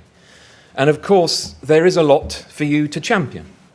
The hundreds of thousands of people who work in financial services and the linked industries here in the city. And they are linked in turn to other financial centres in the UK, forming part of an industry which altogether employs 2 million people. Many of them come from outside Britain, and much of the industry, of course, does business beyond Britain. And that's not surprising when financial services are Britain's biggest and most important export. They make up nearly a tenth of Britain's economy, and they contribute more than a tenth of UK tax receipts. So in other words, London's financial services are a great asset for Britain, but they're also a great asset for the rest of Europe. From here, investment flows out across the continent. UK banks lend more than $2 trillion into other European countries. More than a third of UK private equity funds investments go to companies elsewhere in the EU. Now, as a great champion of the industry, the TheCityUK is acutely aware of the importance of London's global and European links. You're an organisation which is serious and which is taken seriously. So this is, for me, the natural place to come and talk about how I'm approaching financial regulation, how I'm working to build a stronger single market in capital, and how what I'm doing fits into the Commission's broader agenda. As a Commission, we have one very clear priority, which is growth and jobs, and a clear principle by which we try to go about our business, to be big on the big things and small on the smaller things. Under First Vice President Frans Timmermans, we have a new drive on regulating better and legislating less. So this year, we proposed less than a fifth, 1/5, as much legislation as was usual each year under the last Commission. And we'll be reviewing 2.5 times as much legislation as in previous years to check whether it is working as we intended. Any idea for new legislation can only be taken forward if it gets France's sign-off. And a few weeks ago, he launched a new better regulation package that will improve the quality of new laws through better impact assessments and more effective reviews. One idea is that we should in future be able to scrutinise substantive amendments to legislation that are made during the legislative process and not just in advance of it. And personally, I think that's a good idea, one that should help improve the quality of EU legislation, and one, incidentally, at which those concerned about the quality of legislation in the UK might also care to take a look. Alongside our big push on free trade, we've launched 3 major single market projects in energy, in the digital economy, and in my own area of capital markets. Bigger markets, more competition, and more trade will help economic growth and generate more of the jobs that we need. So I think overall that's not a bad start for the new Commission, and it shows that our focus on what we have set as our overriding priority, jobs and growth, is more than just words. And growth is now returning to the European economy. Reforms introduced in many countries are bearing fruit.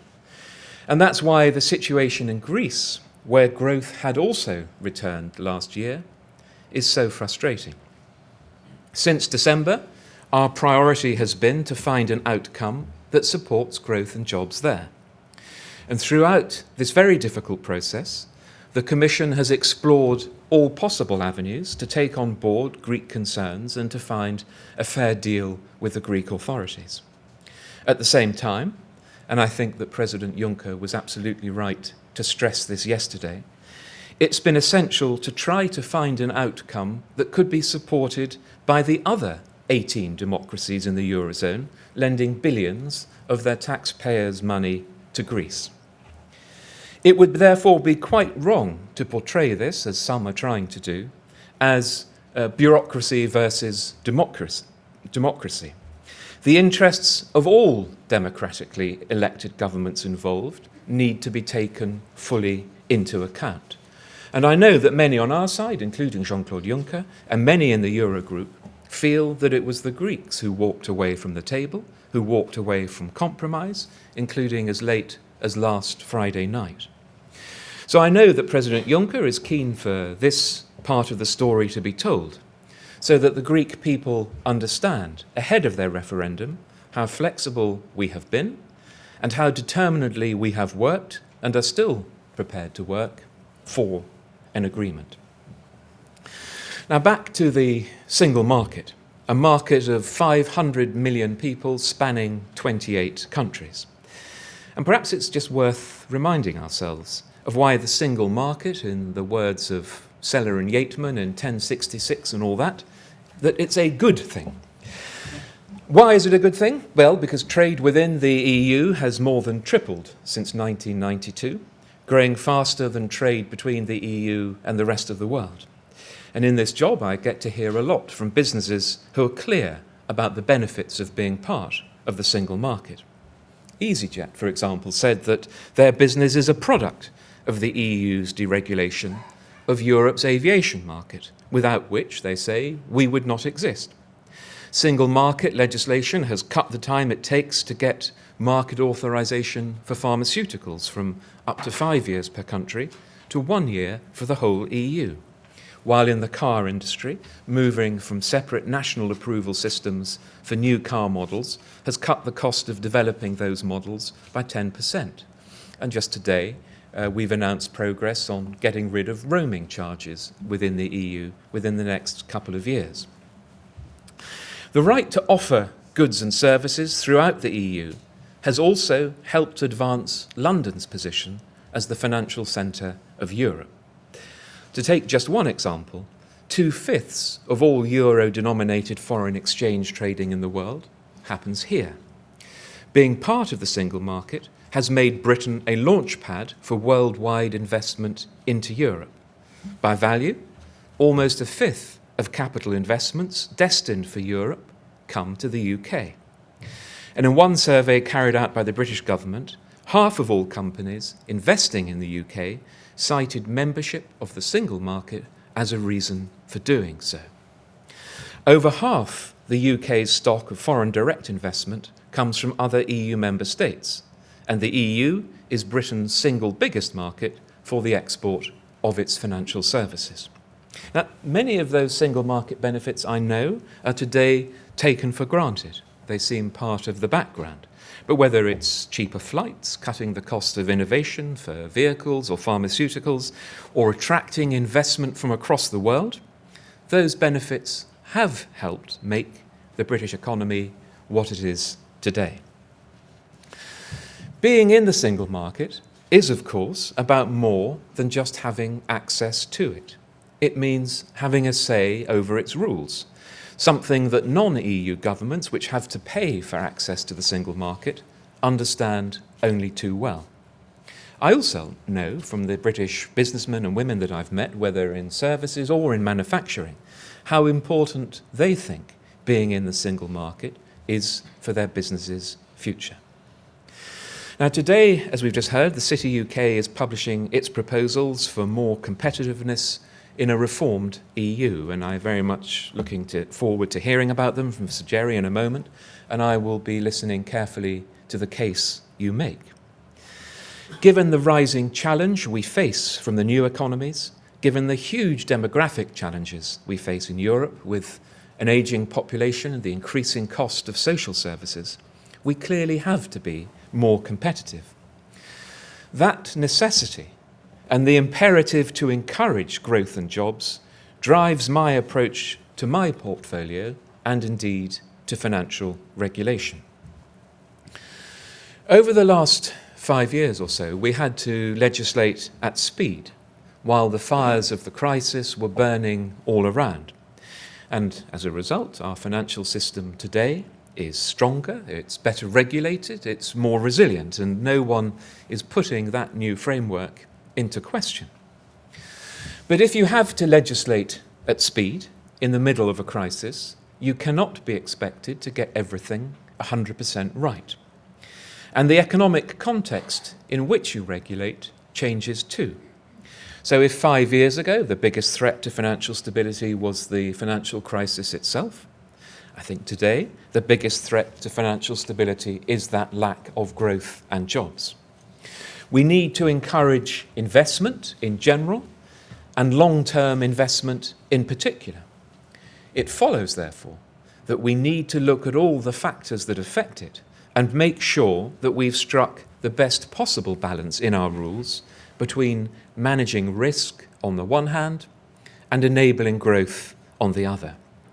And if we find that our legislation has had unintended consequences, if the cumulative impact of that legislation is different from what we had expected, then I think we shouldn't be afraid to look at it and to amend it.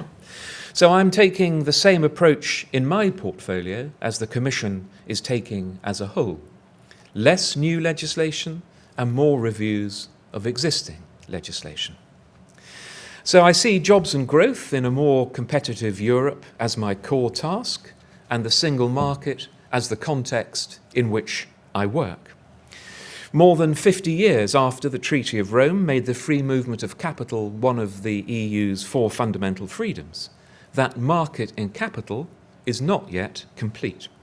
So for me, the Capital Markets Union is a classic single market project. It is for all 28 member states. It is supported by all 28 member states. There is good support for it in the European Parliament, and that support has been backed up by the more than 700 responses that we received to our recent consultation. At its simplest, the aim of Capital Markets Union is to link savings more effectively with growth, to provide more options and better returns for savers and investors, to offer businesses more choices of funding at different stages of their development, to help ensure that we have a financial system that supports growth and jobs and helps with those demographic challenges that Europe faces. And when we talk about CMU helping to boost growth, I mean growth throughout the EU for those countries without well-developed capital markets, as well as those which have them. Indeed, I think it is countries which don't have well-established financial centres whose businesses and investors could benefit the most, because the CMU should create the conditions for capital to cross borders, to flow to entrepreneurs with high growth potential, no matter where they're found. I think it can also strengthen the stability of our financial system. Europe's current system is heavily dependent on bank financing. So if there is a contraction in banking, lending to the whole economy dries up, which is, of course, exactly what we've seen in recent years. So if we encourage equity investment in place of debt, we should make the economy more resistant to shocks. We've identified 3 themes as being at the heart of the project: how the CMU can increase funding options for business, how it can create more opportunities for investors, and how it can encourage cross-border investment. The first theme looks at how we can build a financial system that is better able to meet the financing needs of all our businesses at different stages in their development. And this emerged as a top priority from our consultation.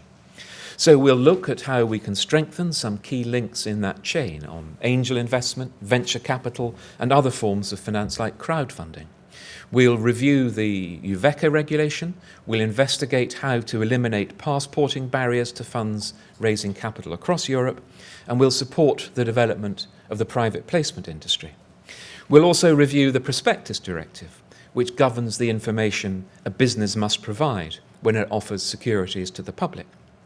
And as the gateway to capital markets, we need to make sure that prospectuses actually do what we meant them to do, which is to give investors information that they can understand without being so burdensome and expensive as to discourage their use. We'll also move quickly to develop a framework which can encourage a return to securitization. Now, the door will remain firmly shut on the bad old ways of the past, but building on the work of the ECB and of the Bank of England, we will bring forward a proposal to support securitization products that are simple, transparent and standardised. And this could make a positive difference to long-term investment by broadening the investor base to include more long-term investors such as insurers and asset managers, and free up bank balance sheets to lend more to the wider economy. The second theme is creating opportunities for retail and institutional investors who are the fuel in the capital market union's tank. Life insurance companies and pension funds are the natural long-term investors in European equity, venture capital and infrastructure. They have the deep balance sheets and the long-term time horizons in order to be able to manage significant exposure to equity investments. Over recent years, however, these institutional investors have held more significant amounts of liquid debt at the expense of equity. And there is a concern on the part of some member states, the insurance industry and others, that the regulatory framework may indeed be driving this tendency. So we'll look at Solvency II to see how we can encourage more investment in infrastructure. Retail investors obviously need to be at the heart of the CMU, and over the years, small investors have been reducing their investment in shares, and the proportion of retail investors among all shareholders is less than half what it was back in the 1970s. But obviously they'll only invest in capital markets if they have confidence in them. So I want effective consumer and investor protection and to dismantle the barriers to the single market for retail investors, and we'll be working at ways to take this forward. I'll be bringing forward a green paper on retail financial services later this year. But by doing what we can to promote transparency, choice and competition in retail financial services, I hope to make some of the benefits of the single market more tangible to consumers in Europe. There are other long-standing and deep-rooted obstacles that stand in the way of cross-border investment, from those which have their origins in national law, insolvency, collateral, securities law, through obstacles in infrastructure, such as a lack of access to credit data, particularly for SMEs, through to questions of supervision and tax barriers. These issues form the third main theme of our response to our consultation. We'll be looking at this carefully, balancing the need to make good and early progress in some areas with the need also to address these difficult, long-standing structural issues. In September, I'll be coming back with an action plan which will set out the way ahead. Concrete proposals will follow hard on its heels, and early actions will include a comprehensive package on securitisation, with updated calibrations for Solvency II and the CRR, the definition of infrastructure, with revised calibrations for Solvency II, and our proposals to review the Prospectus Directive.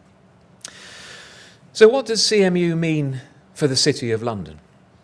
Well, as a recent paper from the Bank of England pointed out, London's specialisation in financial markets will put the United Kingdom in a strong position to engage and support the development of CMU, and will generate additional opportunities for exports. With the euro area being the United Kingdom's largest export market, there will be indirect benefits for the United Kingdom of improved euro area economic performance as a result of CMU. My goal over my term as Commissioner is to increase funding options for business, to create more opportunities for investors, and to encourage cross-border investment. It is to adopt an approach to regulation that is risk-based and proportionate, that gives business greater stability and certainty as they plan ahead. It is to help create the conditions where the financial services industry can make a full contribution to the economy and indeed to wider society. To build a stronger single market in financial services and to bring more competition, more choice and better services to Europe's citizens. To achieve those goals will require hard pounding, but I believe we do have a good opportunity now to push forward with a single market agenda. I have no doubt that that will be in the interests of London's financial services. But I am equally clear that it will be very much in the interests of the whole EU. Thanks very much. Lord Hill, thank you for sharing those comments with us and reminding us not only of the importance of the City of London to the whole of the EU, but the whole of the EU to the City of London. It is, as you rightly said, our major trading partner, and London has benefited so much from the strategic relationship that we have with every other European member states. The city is proud to be one of Europe's leading financial centres. You're also right to remind us of the importance of putting the customer, retail and small business, at the heart of our agenda. And can I say a special thank you for reminding us that it's not only essential for Europe to be competitive within itself, but that Europe must be globally competitive to attract investment, the best people in the world, into Europe if we are to remain globally competitive. Thank you for those words. It's time now to introduce our final speaker of the day, the chairman of the TheCityUK, Sir Jerry Grimstone. Today is an important day for the TheCityUK as we publish the latest in our thoughts on the EU reform agenda. And can I please invite you to welcome Sir Jerry to the stage. Thank you, Chris, and in particular, thank you, Lord Hill, both for being with us today and providing such a great conclusion to the conference. I'm just going to grab a few minutes now to use the opportunity of today's conference to launch our new report, EU Reform, Detailed Proposals for a More Competitive EU. Now, this report builds on our previous publications on this topic, which have included detailed legal and economic analyses. And we've heard today very, very clearly that a single market for capital is central to the ability of our industry and the customers we serve if we are to remain competitive in the global economy and to deliver the jobs and growth which Europe needs. The city is Europe's financial capital, and our full participation will be critical to the success or otherwise of the Capital Markets Union. And of course, in order to be able to shape and steer the CMU debate to deliver its full potential, the UK needs to play a central role. It is impossible to do this effectively if we are outside the EU. Ultimately, a major part of achieving a more competitive Europe centres on completion of the single market, and this is the primary focus of our EU reform report. As we've heard this morning, completion of the single market brings benefits to the providers of financial services across the EU because of the benefits it will bring to thousands of companies and to millions of customers. It would allow businesses and people to access the best and most competitive financial products to meet their individual needs, whether through long-term savings and investments or through products to protect them through the good times as well as the bad. The UK, on its own account, cannot support a financial centre as large as the city. We need Europe as much as Europe needs us. We are inextricably linked, but reform is essential if we are all to continue to compete on the global stage. And of course, the UK is not alone in calling for reform. Other member states also recognise the need for change. Why is this? Quite simply, the single market is the world's biggest internal market, with 500 million customers, generating a quarter of global GDP. And it's key to the EU's global competitiveness. Completing the single market in capital, digital and financial services will generate much needed economic growth and could be worth as much as an additional 5% to EU GDP in the short term and as much as 8% in the longer term. And this is equivalent to between rough figures £500 billion and £800 billion, of which the UK's share would be in the region of £110 billion. As we've heard, the EU accounts for around 45% of the UK's exports of goods and services and around 50% of our imports. Over 80% of the UK firms that trade do business in Europe. And together, of course, the European Union's 28 members account for 16% of the world's imports and exports.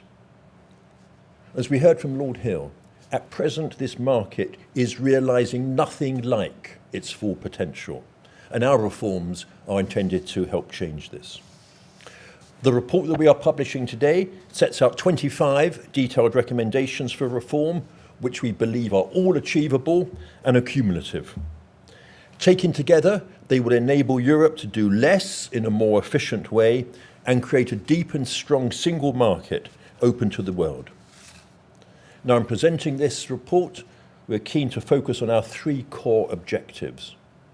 To develop EU reform policies that will help all EU governments to reorient the EU towards a job and growth agenda. To assist the UK government in formulating a viable and feasible approach to improving the terms of the UK's relationship with the EU, and to influence the EU reform debate and other member states so that the UK continue to serve as EU's financial capital to the benefit of all.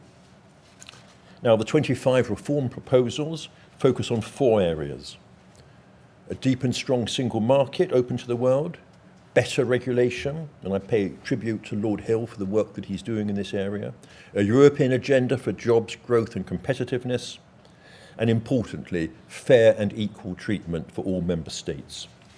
Let me give some examples. We want a deep and strong single market open to the world with a single capital market, a single market in financial services, and a single digital market. To ensure better regulation, we propose that impact assessments for all EU institutions should be conducted by an independent regulatory scrutiny body. To catalyse more jobs, growth and competitiveness, our focus is on a third country regime that ensures the EU remains open for business from outside the EU. And more resources must be devoted to negotiating vital trade deals.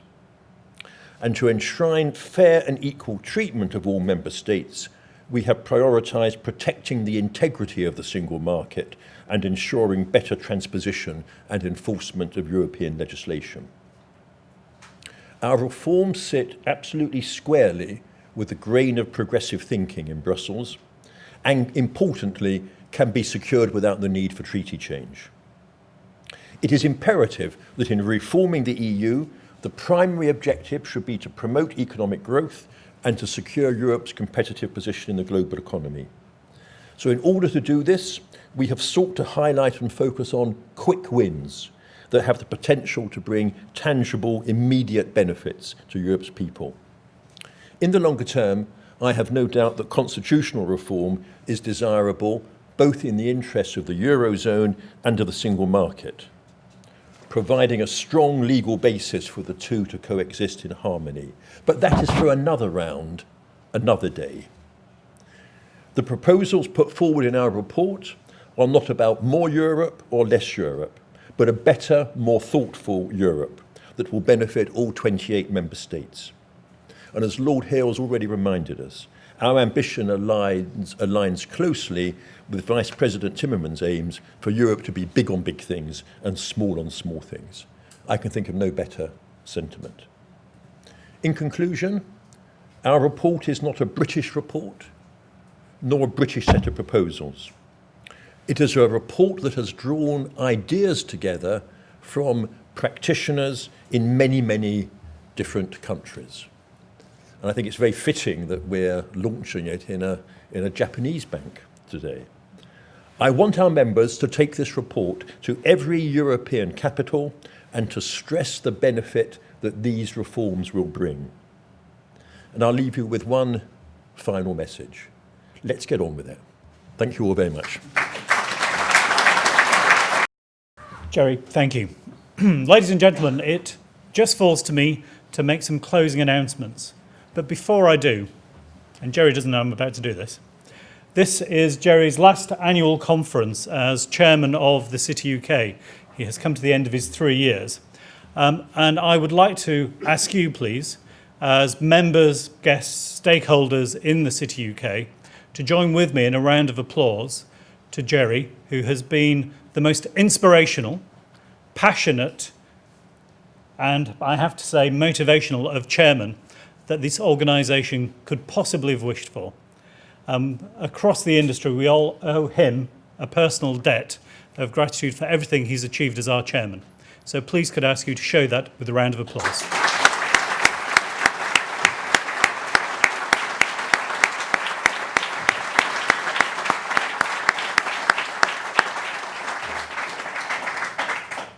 Oh dear, I'm going to suffer for that.